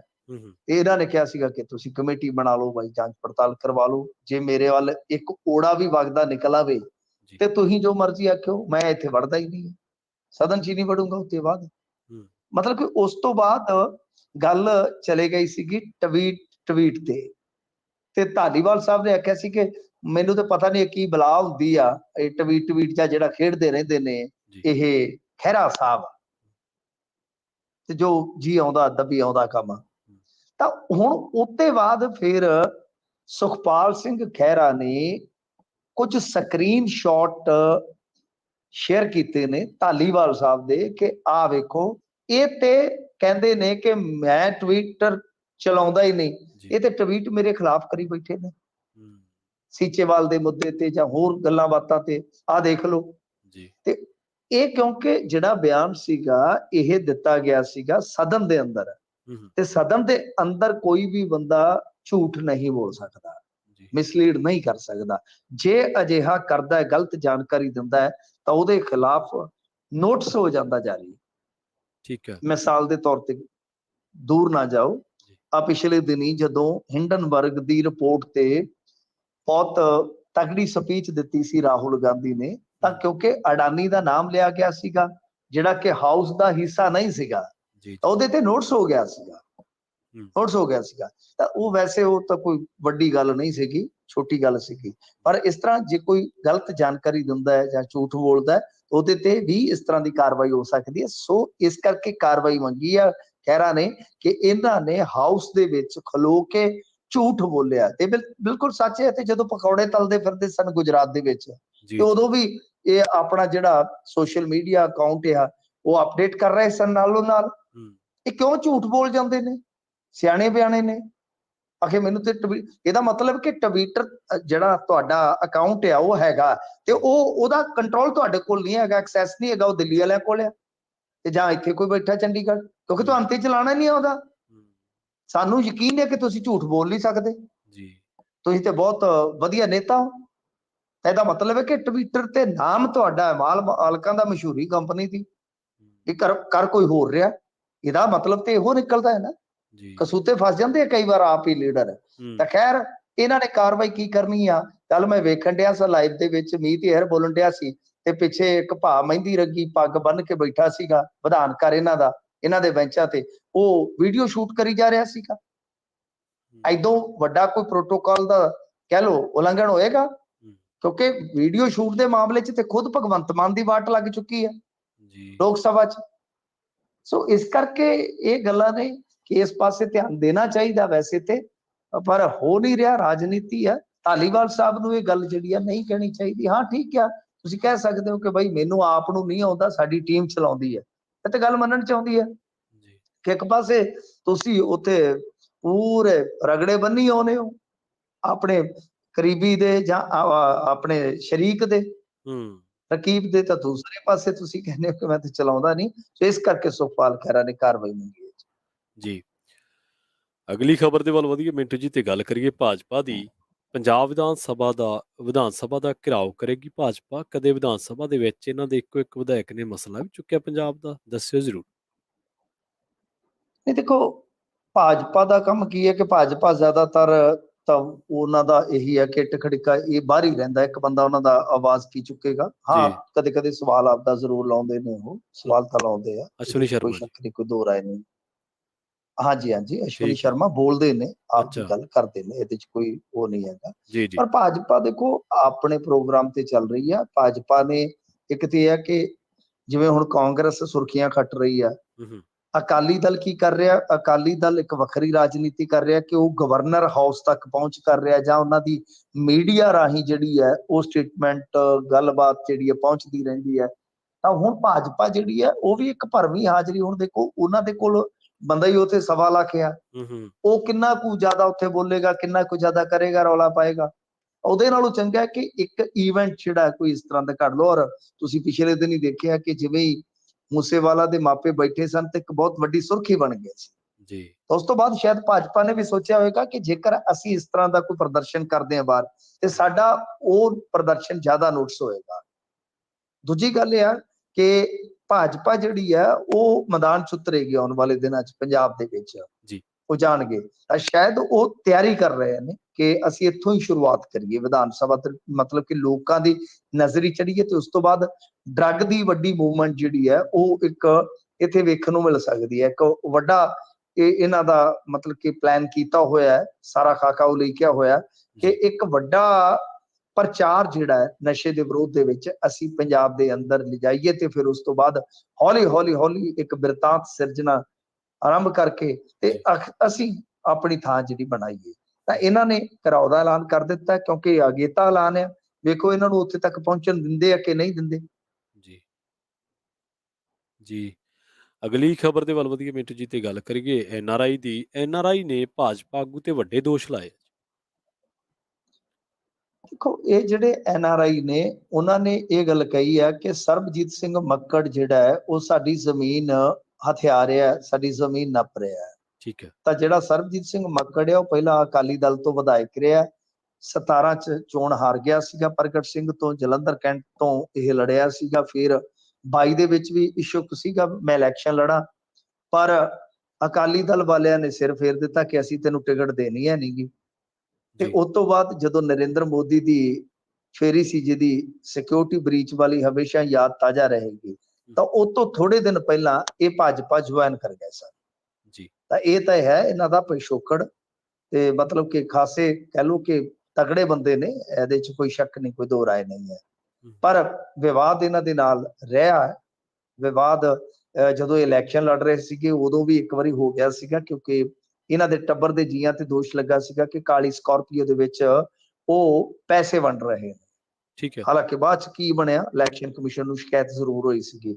ਇਹਦੇ ਭਰਾ ਦੀ ਵੀ ਇੱਕ ਚਰਚਾ ਬੜੀ ਹੋਈ ਸੀਗੀ ਕਿ ਉਹਨੇ ਭਾਜਪਾ ਦੇ ਆਗੂ ਤੇ ਦੋਸ਼ ਲਾਇਆ ਸੀਗਾ ਕਿ ਉਹ ਮੇਰੇ ਘਰੋਂ 40-50 ਲੱਖ ਦੀ ਚੋਰੀ ਕਰਕੇ ਲੈ ਗਿਆ। ਉਹਨੇ ਨਾ ਕਿਹਾ ਸੀਗਾ ਕਿ ਮੈਂ ਇਹਦੇ ਤੋਂ ਉਧਾਰੇ ਜ਼ਰੂਰ ਲਏ ਨੇ ਤੇ ਇਹ ਮੇਰੀ ਜ਼ਮੀਨ ਨੱਪਣ ਵਾਸਤੇ, ਜਾਇਦਾਦ ਨੱਪਣ ਵਾਸਤੇ ਅਜਿਹਾ ਕਰ ਰਿਹਾ। ਮਤਲਬ ਕਿ ਇਸ ਤਰ੍ਹਾਂ ਦੇ ਛੋਟੇ-ਮੋਟੇ ਅੱਗੇ ਵੀ ਦੋਸ਼ ਲੱਗੇ ਆ। 2022 ਦੀ ਅਗਸਤ ਦੀ ਜੇ ਗੱਲ ਕਰੋਗੇ ਤਾਂ ਪਰਮਜੀਤ ਸਿੰਘ ਰਾਏਪੁਰ ਮੈਂਬਰ ਐਸਜੀਪੀਸੀ, ਉਹਨਾਂ ਨੇ ਵੀ ਨਿਗਮ ਦੇ ਵਿੱਚ ਇਹਨਾਂ ਦੇ ਖਿਲਾਫ ਮੋਰਚਾ ਖੋਲਿਆ ਸੀਗਾ। ਇਹ ਕਹਿੰਦੇ ਆ ਕਿ ਇਹ ਜ਼ਮੀਨ ਤੇ ਸਾਡੀ ਤੇ ਕਬਜ਼ਾ ਕਰ ਰਹੇ ਨੇ। ਹੁਣ ਇਸੇ ਹੀ ਪਿੰਡ ਦੇ ਜਾਂ ਇਹਨਾਂ ਦੇ ਹੀ ਪਤਾ ਨਹੀਂ, ਹੋ ਸਕਦਾ ਰਿਸ਼ਤੇਦਾਰ ਵੀ ਹੋਣ, ਕਿਉਂਕਿ ਮੈਂ ਪਿੰਡ ਤੋਂ ਅੰਦਾਜ਼ਾ ਲਾਇਆ ਕਿ ਇਸੇ ਪਿੰਡ ਦੇ ਜਿਹੜੇ ਇਹ NRI ਨੇ, ਸਰਦਾਰ ਪ੍ਰਤਾਪ ਸਿੰਘ ਜੀ ਜਿਨ੍ਹਾਂ ਦਾ ਨਾਮ ਆ, ਠੀਕ ਹੈ। ਤਾਂ ਇਹਨਾਂ ਨੇ ਦੋਸ਼ ਲਾਇਆ ਹੈ ਕਿ ਸਾਡੀ ਜਿਹੜੀ ਜ਼ਮੀਨ ਆ, ਨਾ ਸਿਰਫ ਇਹਨਾਂ ਨੇ ਨੱਪ ਲਈ ਬਲਕਿ 8-8 ਫੁੱਟ ਮਾਈਨਿੰਗ ਵੀ ਕਰ ਲਈ, ਮਿੱਟੀ ਵੀ ਚੋਰੀ ਕਰਵਾ ਦਿੱਤੀ ਹੈ, ਜ਼ਮੀਨ ਤੇ ਟਰੈਕਟਰ ਯਾਨੀ ਹਲ ਚਲਾ ਦਿੰਦੇ ਆ। ਤੇ ਅਸੀਂ ਸ਼ਿਕਾਇਤ ਲੈ ਕੇ ਜੇ ਕਿਤੇ ਜਾਂਦੇ ਆ, ਥਾਣੇ ਜਾਂਦੇ ਆ, ਪਟਵਾਰੀ ਕੋਲ ਜਾਂਦੇ ਆ, ਤਾਂ ਉਹ ਵੀ ਮੱਕੜ ਦੇ ਦਬਾਅ ਦੇ ਵਿੱਚ ਕੋਈ ਕਾਰਵਾਈ ਨਹੀਂ ਕਰਦੇ ਜੀ। ਮਤਲਬ ਕਿ ਇਹ ਦੋਸ਼ ਹੈ ਕੁੱਲ ਮਿਲਾ ਕੇ। ਹਾਲਾਂਕਿ ਹੁਣ ਪਤਾ ਨਹੀਂ, ਮੈਂ ਜਿਵੇਂ ਤੁਹਾਨੂੰ ਕਿਹਾ ਕਿ ਇਹਨਾਂ ਦਾ ਪਿੰਡ ਵੀ ਉਹੀ ਹੈ ਜਿਹੜਾ ਪਰਮਜੀਤ ਸਿੰਘ ਹੋਰਾਂ ਦੇ ਨਾਂ ਦੇ ਮਗਰ ਲੱਗਦਾ ਹੈ। ਤਾਂ ਖੈਰ ਪਤਾ ਨਹੀਂ ਇਹ ਮਾਮਲਾ ਉਹੀ ਹੈ ਕਿ ਜਾਂ ਹੋਰ ਹੈ। ਤਾਂ ਇਹਦੇ ਵਿੱਚ ਗਾਂ ਹੁਣ ਸਰਬਜੀਤ ਸਿੰਘ ਮੱਕੜ ਜਿਹੜੇ ਆ ਉਹ ਕਹਿ ਰਹੇ ਨੇ ਕਿ ਵੇਖੋ ਗੱਲ ਇਹ ਆ ਕਿ ਸਾਰੇ ਦੋਸ਼ ਬੇਬੁਨਿਆਦ ਆ, ਇਹਨਾਂ ਦਾ ਆਪਣਾ ਭਰਾਵਾਂ ਦਾ ਆਪੋ ਵਿੱਚ ਦੀ ਰੌਲਾ ਚੱਲਦਾ ਹੈ। ਜ਼ਮੀਨ ਸਾਨੂੰ ਇਹਨਾਂ ਦੇ ਭਰਾਵਾਂ ਨੇ ਦਿੱਤੀ ਆ, ਜੇ ਅਸੀਂ ਜ਼ਮੀਨ ਖਰੀਦ ਕੇ ਕੁਝ ਗਲਤ ਕੀਤਾ ਹੈ ਜਾਂ ਇਹਨਾਂ ਨੂੰ ਲੱਗਦਾ ਹੈ ਕਿ ਕੋਈ ਨਾਇਨਸਾਫੀ ਹੋਈ ਆ, ਕੋਈ ਧੱਕਾ ਹੋਇਆ ਬਾਈ ਆਪਦੇ ਭਰਾਵਾਂ ਦੇ ਮਸਲੇ 'ਚ, ਤੇ ਇਹ ਕੋਰਟ ਕਚਹਿਰੀ 'ਚ ਜਾਣ। ਇਹਨਾਂ ਦੀ ਸਫਾਈ ਇਹ ਆ। ਪਰ NRI ਨੇ ਇੱਥੇ ਅੱਜ PC ਕਰਕੇ ਕਾਫੀ ਵੱਡੇ ਇਲਜ਼ਾਮ ਜਿਹੜੇ ਉਹ ਲਾਏ ਨੇ। ਜੀ, ਹੋਲੀ ਤੇ ਮੋਦੀ ਸਰਕਾਰ ਨੇ ਕਿਸਾਨਾਂ ਨੂੰ ਕੀ ਤੋਹਫਾ ਦੇਤਾ ਮਿੰਟੂ ਜੀ? ਦੇਖੋ, ਇਹ ਤੋਹਫਾ ਜਿਹੜਾ ਉਹ ਇਸ ਵੇਲੇ ਇਹੀ ਹੈ ਕਿ ਗੰਢੇ ਦੀ ਫਸਲ ਜਿਹੜੀ ਹੈ ਨਾ, ਵੈਸੇ ਗੰਢਿਆਂ ਦੀ ਫਸਲ ਕਹਿ ਲਓ ਜਾਂ ਪਿਆਜ਼ ਦੀ ਫਸਲ ਕਹਿ ਲਓ, ਇਹ ਆਈ ਹੋਈ ਆ। ਇਹਦੇ ਵਿੱਚ ਕੀ ਆ ਕਿ ਜਿਹੜਾ ਇਹ ਫਸਲ ਦਾ ਸਾਈਕਲ ਹੁੰਦਾ ਹੈ, ਇਹ ਸਾਲ 'ਚ 2 ਵਾਰੀ ਫਸਲ ਆਉਂਦੀ ਹੈ, ਗੰਢੇ ਦੀ ਜਿਹੜੀ ਫਸਲ ਹੁੰਦੀ ਹੈ। ਤੇ ਇਹਦੇ 'ਚ ਇੱਕ ਜਿਹੜੀ ਪਟਾਈ ਹੁੰਦੀ ਆ ਉਹ ਹੁੰਦੀ ਆ ਲਾ ਲਓ ਕਿ ਨਵੰਬਰ, ਦਸੰਬਰ, ਜਨਵਰੀ ਤੱਕ, ਇੱਕ ਅਗਾਂਹ ਆ ਜਾਂਦੀ ਮਾਰਚ, ਅਪ੍ਰੈਲ, ਮਈ ਤੱਕ। ਇਹ ਏਦਾਂ ਚੱਲਦਾ ਸਾਈਕਲ। ਤਾਂ ਹੋਇਆ ਕੀ ਸੀਗਾ ਕਿ ਪਿਛਲੇ ਦਿਨ ਹੀ ਬਹੁਤ ਕੀਮਤਾਂ ਡਿੱਗ ਪਈਆਂ ਪਿਆਜ਼ ਦੀਆਂ। ਹੁਣ ਇਹ ਵੀ ਇੱਕ ਬੜੀ ਅਜੀਬੋ ਗਰੀਬ ਸਥਿਤੀ, ਇਹਦੇ ਤੇ ਕਾਫੀ ਰਿਸਰਚ ਕਰੀਏ ਤੇ ਪਤਾ ਲੱਗਦਾ ਕਿ ਦੁਨੀਆ ਦੇ ਕਈ ਦੇਸ਼ਾਂ ਦੇ ਵਿੱਚ ਪਿਆਜ਼ ਇੱਕ ਸੰਕਟ ਬਣਿਆ ਪਿਆ ਜੀ। ਫਿਲੀਪੀਨਸ ਦੇ ਵਿੱਚ ਉਹਨਾਂ ਦੀ ਕਰੰਸੀ ਹੈਗੀ ਪੀਸੋਸ। ਮੈਂ ਪੜ੍ਹ ਰਿਹਾ ਸੀ ਕਿ 700 ਪੀਸੋਸ ਤੱਕ ਗੰਢਾ ਵਿਕਿਆ ਉੱਥੇ। ਹਿਸਾਬ ਲਾ ਲਓ, ਉਹਨਾਂ ਦੇ 700 ਰੁਪਏ ਦੇ ਹਿਸਾਬ ਨਾਲ। ਤੇ ਏਦਾਂ ਹੀ UK ਦੇ ਵਿੱਚ ਸਬਜ਼ੀਆਂ ਦਾ ਸੰਕਟ ਹੈਗਾ। ਹੋਰ ਕਈ ਦੇਸ਼ ਨੇ, ਕਜ਼ਾਕਿਸਤਾਨ, ਤੁਰਕੀ, ਬਥੇਰੇ ਦੇਸ਼ਾਂ ਦੇ ਵਿੱਚ ਪਿਆਜ਼ ਦਾ ਸੰਕਟ ਆ। ਇਵਨ ਦੋ ਕਿ ਪਾਕਿਸਤਾਨ ਦੇ ਵਿੱਚ ਵੀ ਪਿਆਜ਼ ਮਰ ਗਿਆ ਸੀਗਾ ਪਿਛਲੇ ਵਾਰੀ, ਕਿਉਂਕਿ ਫਲੱਡ ਬਹੁਤ ਆਇਆ ਸੀਗਾ। ਜਦ ਕਿ ਇੱਥੇ ਇੰਡੀਆ 'ਚ ਸੰਕਟ ਇਹ ਆ ਕਿ ਇੰਡੀਆ 'ਚ ਇਸ ਵੇਲੇ ਪਿਆਜ਼ ਸਾਂਭਣ ਜੋਗੀ ਜਗ੍ਹਾ ਨਹੀਂ ਹੈ। ਸਿੱਟੇ ਵਜੋਂ ਇਹ ਹੋ ਰਿਹਾ ਕਿ ਕਿਸਾਨ ਦੀ ਜਿਹੜੀ ਫਸਲ ਆ ਉਹ ਕਿਤੇ 98, ਕਿਤੇ ਰੁਪਈਏ, ਇਸ ਹਿਸਾਬ ਨਾਲ ਜਾ ਰਹੀ ਆ। ਹੁਣ ਇਹਨਾਂ ਨੇ ਇਹ ਗੱਲ ਕਹੀ ਆ ਕਿ ਵੇਖੋ ਅਸੀਂ ਆਪ ਇਹ ਜਿਹੜੀ ਖਰੀਦ ਆ ਉਹ ਬਿਨਾਂ ਵਿਚੋਲੀਏ ਤੋਂ ਕਰਾਂਗੇ, ਯਾਨੀ ਸਰਕਾਰੀ ਏਜੰਸੀਆਂ ਜਿਹੜੀਆਂ ਉਹ ਸਿੱਧਾ ਕਿਸਾਨਾਂ ਤੋਂ ਪਿਆਜ਼ ਖਰੀਦਣਗੀਆਂ। ਤਾਂ ਬਿਲਕੁਲ ਇਹ ਲੇਟ ਹੋ ਗਏ ਨੇ, ਕਿਉਂਕਿ ਪਹਿਲੀ ਫਸਲ ਜਿਹੜੀ ਆ ਉਹ ਤੇ ਆਲਮੋਸਟ ਆ ਗਈ ਤੇ ਉਹਦੇ ਵਿੱਚ ਕਿਸਾਨਾਂ ਦੀ ਲੁੱਟ ਵੀ ਹੋ ਗਈ। ਮੈਂ ਇਹਦੇ ਤੇ ਇੱਕ ਸਟੋਰੀ ਕੀਤੀ ਸੀਗੀ ਬਕਾਇਦਾ ਕਿ ਦੇਖੋ ਸਰਕਾਰ ਨੂੰ ਅੱਗੇ ਆਉਣਾ ਚਾਹੀਦਾ ਤੇ ਆਪਣਾ ਐਕਸਪੋਰਟ ਵਧਾਓ, ਕਿਉਂਕਿ ਐਤਕੀ ਰਕਬਾ ਵਧਿਆ, ਮੌਸਮ ਵੀ ਵਧੀਆ ਰਿਹਾ, ਜਿਹਦੇ ਨਾਲ ਉਤਪਾਦਨ ਜਿਹੜਾ ਸੀਗਾ ਉਹ ਹਿਸਾਬ ਲਾ ਲਓ 30 ਤੋਂ 40% ਹੋ ਗਿਆ। ਪਹਿਲਾ ਜਿਹੜਾ ਮੈਂ ਜਿਵੇਂ ਤੁਹਾਨੂੰ ਦੱਸਿਆ ਕਿ ਪਹਿਲਾ ਗੇੜ ਹੁੰਦਾ ਫਸਲ ਦਾ, ਉਹਦੇ ਵਿੱਚ 30 ਤੋਂ 40% ਉਤਪਾਦਨ ਵਧੇਰੇ ਆ ਗਿਆ। ਲਾਸਲਗਾਮ ਮਤਲਬ ਇੱਕ ਮੰਡੀ ਆ ਜਿਹੜੀ ਪਿਆਜ਼ ਦੀ ਇੰਡੀਆ 'ਚ ਸਭ ਤੋਂ ਵੱਡੀ ਮੰਡੀ ਆ, ਉਹਦੇ ਅੰਕੜੇ ਮੈਂ ਕੱਢੇ। ਤਾਂ ਜਾਨੀ 30 ਤੋਂ 40% ਜ਼ਿਆਦਾ ਪਿਆਜ਼ ਆਇਆ, ਹਿਸਾਬ ਲਾ ਲਓ ਬੱਲੇ ਬੱਲੇ ਜਾਨੀ। ਤੇ ਹਾਲੇ ਦੂਜੀ ਜਿਹੜੀ, ਕਿਉਂਕਿ ਇਹ ਗੰਢਾ ਜਿਹੜਾ ਹੁੰਦਾ ਇਹ ਨਰਮ ਹੁੰਦਾ ਹੈ, ਜੀ ਇਹ ਨਰਮ ਹੁੰਦਾ ਹੈ, ਇਹਨੂੰ ਵਿਚਾਰਾ ਕਿਸਾਨ ਗਰੀਬ ਸੰਭਾਲ ਨਹੀਂ ਸਕਦਾ। ਤੇ ਜਿਹੜਾ ਬਾਅਦ ਚ ਆਏਗਾ ਮਾਰਚ ਅਪ੍ਰੈਲ ਮਈ, ਜਿਹੜਾ ਹੁਣ ਇਸ ਤੋਂ ਬਾਅਦ ਆਏਗਾ, ਜੀ ਉਹ ਠੋਸ ਹੁੰਦੀ ਆ ਫਸਲ, ਉਹ ਕੱਢ ਜਾਂਦੀ ਹੈ ਟਾਈਮ। ਇੱਥੇ ਹੁੰਦਾ ਤਾਂ ਕਿਸਾਨ ਨੂੰ ਦਵਾ ਦਵ ਮਗਰੋਂ ਲਾਈਏ, ਕਿਤੇ ਹੋਰ ਨਾ ਪੰਗਾ ਪੈ ਜਾਵੇ। ਤਾਂ ਜੇ ਸਰਕਾਰ ਪਹਿਲਾਂ ਜਾਗ ਜਾਂਦੀ ਮਹੀਨਾ ਪਹਿਲਾਂ, ਤੇ ਮੇਰੇ ਖਿਆਲ ਦੇ ਨਾਲ ਕਿਸਾਨ ਦੀ ਇਹ ਦੁਰਗਤ ਨਹੀਂ ਸੀ ਹੋਣੀ। ਹੁਣ ਇਹ ਤੋਹਫਾ ਕਹਿਣ, ਜੋ ਮਰਜ਼ੀ ਕਹਿਣ, ਪਰ ਕਿਸਾਨ ਵਾਸਤੇ, ਜਿਹੜਾ ਕਿਸਾਨ ਪਹਿਲਾਂ ਆਪਣੀ ਫਸਲ ਇੱਕ ਤਰ੍ਹਾਂ ਨਾਲ ਮਿੱਟੀ ਦੇ ਭਾਅ ਵੇਚ ਚੁੱਕਾ, ਕਿਉਂਕਿ ਪਿਆਜ਼ ਜਿਹੜਾ ਹੈ ਨਾ, ਇਹਦੀ ਲਾਗਤ ਇਨਪੁਟ ਕਾਸਟ ਜਿਹੜੀ ਹੈ ਉਹ ਕਿੱਲੇ ਦੀ 40 ਤੋਂ 50 ਹਜ਼ਾਰ ਹੈ। ਤੇ ਇੱਕ ਕਿਸਾਨ ਦੇਖ ਰਿਹਾ ਸੀ ਮੈਂ, 5 ਕੁਆਂਟਲ ਗੰਢੇ ਵੇਚ ਕੇ, ਤੇ ਉਹਨੂੰ ਵਿਚਾਰੇ ਨੂੰ 2 ਰੁਪਏ 48 ਪੈਸੇ ਬਚੇ। ਇੰਡੀਅਨ ਐਕਸਪ੍ਰੈਸ ਦੇ ਵਿੱਚ ਸਟੋਰੀ ਲੱਗੀ ਹੋਈ ਹੈ। ਬਿਲਕੁਲ ਸਹੀ। ਤਾਂ ਗੱਲ ਇਹ ਹੈ ਕਿ ਇਹ ਸਾਰਾ ਕੁਝ ਹੈ ਜਿਹੜਾ ਉਹ ਵੇਖਣਾ ਚਾਹੀਦਾ ਸੀਗਾ ਇਹਨਾਂ ਨੂੰ। ਤਾਂ ਦੇਖਦੇ ਹਾਂ ਅੱਗੇ ਹੁਣ ਇਹਦਾ ਕੋਈ ਫਾਇਦਾ ਨਿਕਲਦਾ ਕਿ ਨਹੀਂ। ਚਲੋ ਜਿਹੜੀ ਹੁਣ ਫਸਲ ਆਏਗੀ ਉਹਨਾਂ ਨੂੰ ਤੇ ਸ਼ਾਇਦ ਨਿਕਲੇਗਾ ਫਾਇਦਾ, ਪਰੰਤੂ ਜਿਹੜੇ ਵਿਚਾਰੇ ਪਹਿਲਾਂ ਬਰਬਾਦ ਹੋ ਗਏ ਉਹਨਾਂ ਦੀ ਤਾਂ ਹੁਣ ਕੋਈ ਸੁਣਵਾਈ ਨਹੀਂ ਨਾ ਹੋਣੀ। ਜੀ ਜੀ। ਤੇ ਜਾਂਦਿਆਂ ਦੀ ਗੱਲ ਕਰੀਏ ਮਿੰਟੂ ਜੀ, ਭਾਰਤ ਦੇ ਵਿੱਚ ਲੋਕਤੰਤਰ ਦੀ, ਭਾਰਤ ਦੇ ਵਿੱਚ ਲੋਕਤੰਤਰ ਖਤਮ ਹੋ ਰਿਹਾ, ਇਹਦੇ ਤੇ ਟਿੱਪਣੀ ਦਿਓ ਆਪਣੀ ਜ਼ਰੂਰ। ਦੇਖੋ ਇਹ ਰਾਹੁਲ ਸਾਹਿਬ ਕਹਿ ਰਹੇ ਨੇ, ਰਾਹੁਲ ਬਾਬਾ ਜੀ ਕਹਿ ਰਹੇ ਨੇ, ਜੀ ਤੇ ਉਹ ਕਹਿੰਦੇ ਆ ਜੀ ਕਿ ਭਾਜਪਾ ਯੂਰਪ ਤੇ ਅਮਰੀਕਾ ਤੋਂ ਕਾਫੀ ਵੱਡਾ ਹੈ, ਪਰ ਉੱਥੇ ਲੋਕਤੰਤਰ ਖਤਮ ਹੋ ਗਿਆ ਹੈ, ਜੀ ਇਹ ਕਹਿ ਰਹੇ ਆ। ਤਾਂ ਪਤਾ ਨਹੀਂ ਇਹ ਹੁਣ ਮਿਸਪ੍ਰਿੰਟਿੰਗ ਹੈ, ਮੈਨੂੰ ਇਹ ਤਾਂ ਇਸ ਬਿਆਨ ਦੀ ਨਹੀਂ ਸਮਝ ਲੱਗੀ। ਵਿਦੇਸ਼ੀ ਧਰਤੀ ਤੋਂ ਰਾਹੁਲ ਗਾਂਧੀ ਨੇ ਭਾਜਪਾ RSS ਤੇ ਜਿਹੜਾ ਇਹ ਹਮਲਾ ਬੋਲਿਆ, ਉਹ ਅਖਬਾਰ ਦੀ ਜਿਹੜੀ ਉਹ ਖਬਰ ਹੈ ਉਹਦੇ ਮੁਤਾਬਿਕ ਕਹਿ ਰਿਹਾ ਕਿ ਭਾਜਪਾ ਯੂਰਪ ਤੇ ਅਮਰੀਕਾ ਤੋਂ ਕਾਫੀ ਵੱਡਾ ਹੈ, ਪਰ ਉੱਥੇ ਲੋਕਤੰਤਰ ਖਤਮ ਹੋ ਰਿਹਾ। ਇਸ ਦੇ ਬਾਵਜੂਦ ਯੂਰਪ ਤੇ ਅਮਰੀਕਾ ਬੇਪਰਵਾਹ ਹੈ। ਮਤਲਬ ਕਿ ਉਹਨਾਂ ਦੇ ਕਹਿਣ ਦਾ ਅਰਥ ਇਹ ਆ ਕਿ ਭਾਰਤ ਦੇ ਵਿੱਚ ਲੋਕਤੰਤਰ ਜਿਹੜਾ ਹੈ ਤੇਜ਼ੀ ਨਾਲ ਖਤਰੇ ਹੇਠ ਆ ਗਿਆ, ਪਰ ਬਾਵਜੂਦ ਇਸ ਤੇ ਯੂਰਪ ਤੇ ਅਮਰੀਕਾ ਬੇਪਰਵਾਹ ਨੇ। ਹੁਣ ਵੇਖਿਓ ਕਿਤੇ ਡੈਮੋਕ੍ਰੇਸੀ ਦੀ ਹਿਫਾਜ਼ਤ ਵਾਸਤੇ ਨਾ ਅਮਰੀਕਾ ਜਹਾਜ਼ ਵੀ ਘਲਾ ਦਿੰਦਾ ਹੁੰਦਾ ਜੀ, ਕਿ ਅਸੀਂ ਫਲਾਣੇ ਦੇਸ਼ ਦੇ ਵਿੱਚ ਜਾ ਕੇ ਨਾ ਡੈਮੋਕ੍ਰੇਸੀ ਜਿਹੜੀ ਬਚਾਉਣੀ ਹੈ, ਤੇ ਫਿਰ ਉੱਥੇ ਤੁਹਾਨੂੰ ਪਤਾ ਹੀ ਅੱਗੇ ਕੀ ਹੁੰਦਾ ਹੈ। ਤਾਂ ਇਹ ਸਾਹਿਬ ਕਹਿ ਰਹੇ ਨੇ ਕਿ ਬਾਈ ਗੱਲ ਇਹ ਆ ਕਿ ਸਾਡੇ ਲੋਕਤੰਤਰ ਨੂੰ ਖਤਰਾ ਹੈ, ਖਤਮ ਹੋ ਰਿਹਾ ਲੋਕਤੰਤਰ। ਤੇ ਜਿਹੜੇ ਇਹ ਨੇ, ਜਿਹੜੇ ਪੱਛਮੀ ਮਤਲਬ ਕਿ ਦੇਸ਼ ਨੇ, ਉਹ ਸਾਥ ਨਹੀਂ ਦੇ ਰਹੇ। ਤਾਂ ਗੱਲ ਇਹ ਹੈ ਕਿ ਬਾਈ ਹੁਣ ਪੂਰੇ ਦੇਸ਼ ਦੀ ਜੇ ਆਪਾਂ ਦੇਖੀਏ ਕੂਟਨੀਤੀ ਤੇ ਬਾਹਰ ਜੀਓ ਪੋਲਿਟਿਕਸ ਦੇਖੀਏ, ਉਹਦੇ ਵਿੱਚ ਹੁਣ ਅਮਰੀਕਾ ਤੇ ਤੁਹਾਨੂੰ ਪਤਾ ਹੀ ਹੈ ਕਿ ਕਿਸ ਤਰੀਕੇ ਦੇ ਨਾਲ ਭਾਰਤ ਨੂੰ ਇੱਧਰ ਥੋੜਾ ਜੋੜੀ ਰੱਖਣਾ ਚਾਹੁੰਦਾ ਹੈ। ਬਿਲਕੁਲ ਗੱਲ ਤੇ ਸਹੀ ਆ ਕਿ ਵੈਸੇ ਅੱਜ ਇੰਡੈਕਸ ਦੇ ਵਿੱਚ ਵੀ ਜੇ ਤੁਸੀਂ ਦੇਖੋਗੇ ਤਾਂ ਇੰਡੀਆ ਡੈਮੋਕ੍ਰੇਸੀ ਦੇ ਮਾਮਲੇ ਦੇ ਵਿੱਚ ਬਹੁਤ ਪਿੱਛੇ ਆ। ਹਾਲਾਂਕਿ ਇਹੋ ਜਿਹੀਆਂ ਰਿਪੋਰਟਾਂ ਨੂੰ ਇਹ ਰੱਦ ਕਰ ਦਿੰਦੇ ਆ। ਹਾਲਾਤ ਵੀ ਸਾਡੇ ਕੁਝ ਐਸੇ ਨੇ ਕਿ ਇਹ ਤਾਂ ਨਹੀਂ ਆਪਾਂ ਕਹਿ ਸਕਦੇ ਕਿ ਬਿਲਕੁਲ ਇੱਥੇ ਤਾਨਾਸ਼ਾਹੀ ਵਾਲਾ ਮਾਹੌਲ ਆ ਜਾਂ ਆਟੋਕ੍ਰੈਟਿਕ ਰੂਲ ਹੋ ਗਿਆ, ਪਰ ਬਹੁਤ ਸਾਰੀਆਂ ਚੀਜ਼ਾਂ ਨੇ ਜਿਹੜੀਆਂ ਕਿ ਧਿਆਨ ਮੰਗਦੀਆਂ ਨੇ ਜੀ। ਚਾਹੇ ਉਹ ਸਾਡੀਆਂ ਸੰਸਥਾਵਾਂ ਦੇ ਵਿੱਚ ਬਹੁਤ ਹੱਦ ਤੱਕ ਦਖਲ ਹੋਵੇ, ਸੁਪਰੀਮ ਕੋਰਟ ਨੂੰ ਚੈਲੰਜ ਜਿੱਦਾਂ ਹੋਏ ਨੇ, ਤਾਂ ਇਹ ਕੱਟੜਤਾ ਜਿਹੜੀ ਵਧੀ ਆ, ਇਹ ਚੀਜ਼ਾਂ ਬਿਲਕੁਲ ਮੈਂ ਇਸ ਚੀਜ਼ ਦੇ ਨਾਲ ਸਹਿਮਤ ਆ। ਪਰ ਗੱਲ ਇਹ ਹੈ ਕਿ ਆਪੋਜੀਸ਼ਨ ਦਾ ਹੁਣ ਇਹ ਕੰਮ ਥੋੜੀ ਹੈ ਕਿ ਤੁਸੀਂ ਜਾ ਕੇ ਕੈਮਰੇ 'ਚ ਬੋਲ ਦਿਓ ਜਾਂ US ਦੇ ਵਿੱਚ ਖੜ ਕੇ ਕਹਿ ਦਿਓ, ਫਲਾਣੇ ਦੇਸ਼ 'ਚ ਖੜ ਕੇ ਕਹਿ ਦਿਓ, ਤੇ ਜਾਂ ਟਵਿੱਟਰ ਤੇ ਕਹਿ ਦਿਓ। ਤੁਹਾਡਾ ਵੀ ਕੰਮ ਸੀਗਾ ਨਾ ਕਿ ਕੀ ਤੁਸੀਂ ਆਪਣਾ ਰੋਲ ਅੱਛੇ ਤਰੀਕੇ ਨਾਲ ਨਿਭਾ ਰਹੇ ਹੋ। ਇਹ ਵੀ ਤੇ ਤੁਹਾਡਾ ਸਵੈ ਚਿੰਤਨ ਦਾ ਵਿਸ਼ਾ ਹੈਗਾ ਨਾ। ਜੀ ਜੀ ਜੀ। ਮਿੰਟੂ ਜੀ, ਇਹਨਾਂ ਖਾਸ ਖਬਰਾਂ ਤੇ ਖਾਸ ਜਾਣਕਾਰੀਆਂ ਦੇਣ ਵਾਸਤੇ ਤੁਹਾਡਾ ਬਹੁਤ ਬਹੁਤ ਧੰਨਵਾਦ ਜੀ। ਜੀ ਸ਼ੁਕਰੀਆ। ਜੀ ਜੀ। ਪ੍ਰੋਗਰਾਮ ਖਬਰ ਤੇ ਨਜ਼ਰ ਦੇ ਪਹਿਲੇ ਹਿੱਸੇ ਦੇ ਵਿੱਚ ਆਪਣੇ ਨਾਲ ਜੁੜੇ ਸਨ ਮਿੰਟੂ ਗੁਰਸਰੀਆ ਜੀ, ਜਿਨ੍ਹਾਂ ਦੇ ਨਾਲ ਆਪਾਂ ਕੀ ਅਹਿਮ ਖਬਰਾਂ ਨੂੰ ਲੈ ਕੇ ਚਰਚਾ ਕੀਤੀ ਹੈ। ਵੇਲਾ ਹੋ ਚੱਲਿਆ ਇੱਕ ਸ਼ਾਰਟ ਬ੍ਰੇਕ ਦੇ ਲਈ ਰੁਕਣ ਦਾ। ਬ੍ਰੇਕ ਤੋਂ ਪਾਰ ਕੁਝ ਹੋਰ ਅਹਿਮ ਤੇ ਖਾਸ ਖਬਰਾਂ ਵੱਲ ਵਧਾਂਗੇ। ਸ਼ਾਲਿਜਾ ਧਾਮੀ ਲੜਾਕੂ ਕਮਾਂਡ ਸੰਭਾਲਣ ਵਾਲੀ ਪਹਿਲੀ ਔਰਤ ਅਫਸਰ ਬਣੀ ਹੈ, ਸ਼ਾਲਿਜਾ ਧਾਮੀ। ਇਹਦੇ ਬਾਰੇ ਗੱਲਬਾਤ ਕਰਾਂਗੇ। ਤੇ ਇਹਦੇ ਨਾਲ ਹੀ ਗੁਜਰਾਤ ਦੇ ਇੱਕ ਪੋਰਟ ਤੋਂ 425 ਕਰੋੜ ਰੁਪਏ ਦੀ ਹੈਰੋਇਨ ਬਰਾਮਦ ਕੀਤੀ ਗਈ ਹੈ। ਇਹਦੇ ਬਾਰੇ ਵੀ ਗੱਲਬਾਤ ਕਰਾਂਗੇ। ਮੌੜ ਮੰਡੀ ਬੰਬ ਧਮਾਕਾ, ਇਹਦੇ ਬਾਰੇ ਜ਼ਰੂਰ ਗੱਲਬਾਤ ਕਰਾਂਗੇ। ਮੌੜ ਮੰਡੀ ਜਿਹੜਾ ਬੰਬ ਧਮਾਕਾ ਹੈ, ਇਹਦੇ ਵਿੱਚ ਹੁਣ ਰੈੱਡ ਕਾਰਨਰ ਨੋਟਿਸ ਜਾਰੀ ਕੀਤਾ ਗਿਆ ਇੰਟਰਪੋਲ ਨੇ ਅਵਤਾਰ ਸਿੰਘ, ਅਮਰੀਕ ਸਿੰਘ ਤੇ ਗੁਰਤੇਜ ਸਿੰਘ ਦੇ ਬਾਰੇ। ਪੂਰੀ ਤਫਸੀਲ ਤੇ ਚਰਚਾ ਕਰਾਂਗੇ। ਬ੍ਰੇਕ ਤੋਂ ਪਾਰ ਜੁੜੇ ਰਹੋ ਪੰਜਾਬੀ ਰੇਡੀਓ USA ਦੇ ਨਾਲ। ਜਲਦ ਵਾਪਸੀ ਇੱਕ ਸ਼ਾਰਟ ਬ੍ਰੇਕ ਤੋਂ ਬਾਅਦ।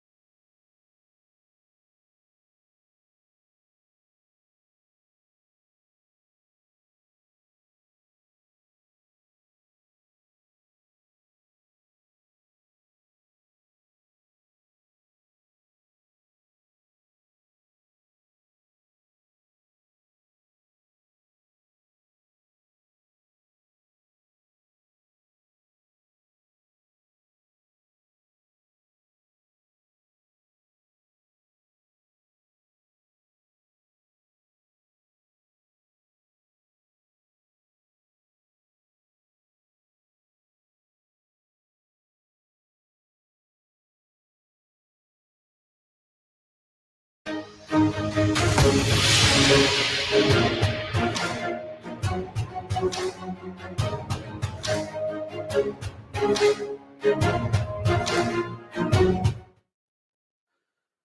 ਤੋਂ ਬਾਅਦ ਇੱਕ ਵਾਰ ਮੁੜ ਤੋਂ ਤੁਹਾਡਾ ਸਾਰਿਆਂ ਦਾ ਸਵਾਗਤ ਹੈ ਪ੍ਰੋਗਰਾਮ ਖਬਰ ਤੇ ਨਜ਼ਰ ਦੇ ਵਿੱਚ। ਤੁਸੀਂ ਜੁੜੇ ਹੋਏ ਹੋ ਪੰਜਾਬੀ ਰੇਡੀਓ ਯੂਐਸਏ ਦੇ ਨਾਲ ਤੇ ਮੈਂ ਹਾਂ ਪ੍ਰਵੀਨ ਸ਼ਰਮਾ। ਬ੍ਰੇਕ ਤੋਂ ਬਾਅਦ ਕੁਝ ਚੱਲਦੇ ਹਾਂ ਕੁਝ ਹੋਰ ਅਹਿਮ ਖਬਰਾਂ ਦੇ ਵੱਲ। ਗੱਲ ਕਰਦੇ ਹਾਂ ਸ਼ਾਲਿਜਾ ਧਾਮੀ ਦੇ ਬਾਰੇ। ਭਾਰਤੀ ਹਵਾਈ ਸੈਨਾ ਦੇ ਇਤਿਹਾਸ ਦੇ ਵਿੱਚ ਸ਼ਾਲਿਜਾ ਧਾਮੀ ਨੂੰ ਪਹਿਲੀ ਅਜਿਹੀ ਔਰਤ ਅਧਿਕਾਰੀ ਹੋਣ ਦਾ ਮਾਣ ਹਾਸਲ ਹੋਇਆ ਜਿਨ੍ਹਾਂ ਨੂੰ ਪੱਛਮੀ ਸੈਕਟਰ ਦੇ ਵਿੱਚ ਮੂਹਰਲੀ ਕਤਾਰ ਦੀ ਲੜਾਕੂ ਯੂਨਿਟ ਦੀ ਕਮਾਨ ਜਿਨ੍ਹਾਂ ਨੂੰ ਸੰਭਾਲੀ ਗਈ ਹੈ। ਕੌਮਾਂਤਰੀ ਔਰਤ ਦਿਵਸ ਤੋਂ ਇੱਕ ਦਿਨ ਪਹਿਲਾਂ ਹਵਾਈ ਸੈਨਾ ਦੀ ਗਰੁੱਪ ਕੈਪਟਨ ਸ਼ਾਲਿਜਾ ਨੇ ਵੱਡੀ ਪ੍ਰਾਪਤੀ ਆਪਣੇ ਨਾਂ ਕੀਤੀ ਹੈ। ਹਵਾਈ ਸੈਨਾ ਨੇ ਉਹਨਾਂ ਨੂੰ ਪੱਛਮੀ ਸੈਕਟਰ ਦੇ ਵਿੱਚ ਮੋਹਰਲੀ ਕਤਾਰ ਦੀ ਲੜਾਕੂ ਯੂਨਿਟ ਦੀ ਕਮਾਂਡ ਸੰਭਾਲਣ ਦੇ ਲਈ ਚੁਣਿਆ। ਪਤਾ ਲੱਗਿਆ ਕਿ ਪੰਜਾਬ ਦੇ ਵਿੱਚ ਭਾਰਤ ਪਾਕਿਸਤਾਨ ਸਰਹੱਦ ਦੇ ਨੇੜੇ ਧਾਮੀ ਮਿਜ਼ਾਈਲ ਯੂਨਿਟ ਦੀ ਜਿਹੜੀ ਆ ਉਹ ਕਮਾਂਡ ਸੰਭਾਲਣਗੇ। ਸੋ ਸ਼ਾਲਿਜਾ ਧਾਮੀ ਦਾ ਇਹ ਬਹੁਤ ਵੱਡਾ ਜਿਹੜਾ ਇੱਕ ਹੌਸਲਾ ਭਰਿਆ ਇੱਕ ਕਦਮ ਹੈ। ਲੁਧਿਆਣਾ ਦੇ ਵਿੱਚ ਜੰਮੀ ਧਾਮੀ ਨੇ 2003 ਦੇ ਵਿੱਚ HAAL HPT ਤੋਂ ਪਹਿਲੀ ਵਾਰ ਇਕੱਲਿਆਂ ਜਿਹੜੀ ਆ ਉਹ ਉਡਾਣ ਭਰੀ ਸੀ। ਇਸੇ ਸਾਲ ਉਹਨਾਂ ਨੂੰ ਭਾਰਤੀ ਹਵਾਈ ਸੈਨਾ ਦੇ ਵਿੱਚ ਫਲਾਈਂਗ ਅਫਸਰ ਨਿਯੁਕਤ ਕੀਤਾ ਗਿਆ ਸੀ। ਉਹਨਾਂ ਦੇ ਕੋਲ 2800 ਘੰਟਿਆਂ ਤੋਂ ਵੱਧ ਦਾ ਹਵਾਈ ਤਜਰਬਾ ਹੈ। ਉਹ ਪੱਛਮੀ ਸੈਕਟਰ ਦੇ ਵਿੱਚ ਹੈਲੀਕਾਪਟਰ ਦੇ ਫਲਾਈਟ ਕਮਾਂਡਰ ਵਜੋਂ ਵੀ ਸੇਵਾਵਾਂ ਨਿਭਾ ਚੁੱਕੇ ਨੇ। ਇਹ ਅਧਿਕਾਰੀ ਮੌਜੂਦਾ ਸਮੇਂ ਫਰੰਟਲਾਈਨ ਕਮਾਂਡ ਹੈੱਡਕੁਆਟਰ ਦੀ ਆਪਰੇਸ਼ਨ ਬ੍ਰਾਂਚ ਦੇ ਵਿੱਚ ਤੈਨਾਤ ਹੈ। ਅਗਲੀ ਖਬਰ ਦੇ ਵੱਲ ਵਧੀਏ ਤੇ ਗੱਲ ਕਰੀਏ ਅੰਮ੍ਰਿਤਪਾਲ ਸਿੰਘ ਦੀ। ਵਾਰਸ ਪੰਜਾਬ ਦੇ ਜਥੇਬੰਦੀ ਦੇ ਮੁਖੀ ਅੰਮ੍ਰਿਤਪਾਲ ਸਿੰਘ ਸ੍ਰੀ ਮੁਕਤਸਰ ਸਾਹਿਬ ਦੇ ਜ਼ਿਲ੍ਹੇ ਦੇ ਪਿੰਡ ਵਾਦੀਆਂ ਦੇ ਵਿੱਚ ਹੋ ਰਹੇ ਧਾਰਮਿਕ ਸਮਾਗਮ ਦੇ ਵਿੱਚ ਪਹੁੰਚੇ ਸਨ। ਜਦੋਂ ਅੰਮ੍ਰਿਤਪਾਲ ਸਿੰਘ ਤੋਂ ਸਵਾਲ ਪੁੱਛਿਆ ਗਿਆ ਕਿ ਅਜਨਾਲਾ ਕਾਂਡ ਦਾ ਮੁੱਦਾ ਪੰਜਾਬ ਵਿਧਾਨ ਸਭਾ ਦੇ ਸੈਸ਼ਨ ਦੇ ਵਿੱਚ ਗੂੰਜਿਆ, ਤਾਂ ਇਸ ਦੇ ਸਵਾਲ ਦੇ ਜਵਾਬ ਦੇ ਵਿੱਚ ਅੰਮ੍ਰਿਤਪਾਲ ਸਿੰਘ ਨੇ ਕਿਹਾ ਕਿ ਪੰਜਾਬ ਵਿਧਾਨ ਸਭਾ ਕਿਉਂ ਬੁਲਾਉਂਦੇ। ਉਹ ਕਹਿੰਦੇ ਜੇ ਮੇਰੀ ਗ੍ਰਿਫਤਾਰੀ ਕਰਕੇ ਤਾਂ ਉਹਦਾ ਨਾਂ ਬਦਲ ਦੇਣ।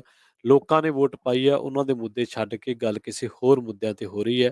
ਉਹਨਾਂ ਨੇ ਕਿਹਾ ਕਿ ਰਾਜਾ ਵੜਿੰਗ ਨੇ ਵਿਧਾਨ ਸਭਾ ਦੇ ਵਿੱਚ ਮੇਰੀ ਗ੍ਰਿਫਤਾਰੀ ਮੰਗੀ ਹੈ, ਪਰ ਉਹਦੇ ਆਪਦੇ ਇਲਾਕੇ ਦੇ ਵਿੱਚ ਚਿੱਟਾ ਵਿਕ ਰਿਹਾ। ਮੇਰੀ ਗ੍ਰਿਫਤਾਰੀ ਤੋਂ ਪਹਿਲਾਂ ਆਪਣੇ ਇਲਾਕੇ ਦੇ ਵਿੱਚ ਆ ਕੇ ਉਹ ਚਿੱਟਾ ਵਿਕਣਾ ਬੰਦ ਕਰਵਾਵੇ।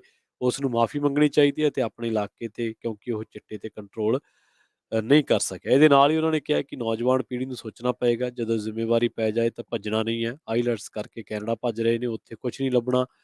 ਉਹ ਕਹਿੰਦੇ ਕਿ ਕੈਨੇਡਾ ਜਾ ਕੇ ਆਪਾਂ ਵਸ ਜਾਾਂਗੇ, ਪਰ ਸ੍ਰੀ ਦਰਬਾਰ ਸਾਹਿਬ ਸਾਡੇ ਹੱਥੋਂ ਖੁੱਸ ਜਾਊਗਾ। ਪਹਿਲਾਂ ਹੀ ਗੁਰਦੁਆਰੇ ਸਾਡੇ ਹੱਥੋਂ ਖੋਹੇ ਜਾ ਚੁੱਕੇ ਨੇ। ਤੇ ਨਾਲ ਹੀ ਉਹਨਾਂ ਨੇ ਇਹ ਵੀ ਗੱਲ ਕਹੀ ਹੈ ਕਿ ਅੰਮ੍ਰਿਤਪਾਲ ਸਿੰਘ ਕਹਿੰਦੇ ਨੇ ਕਿ ਸਾਡੇ ਹਥਿਆਰਾਂ ਦੇ ਲਾਇਸੈਂਸ ਕੈਂਸਲ ਕਰਕੇ ਸਰਕਾਰ ਸਾਡਾ ਸ਼ਿਕਾਰ ਖੇਡਣ ਦੀ ਤਿਆਰੀ ਕਰ ਰਹੀ ਹੈ।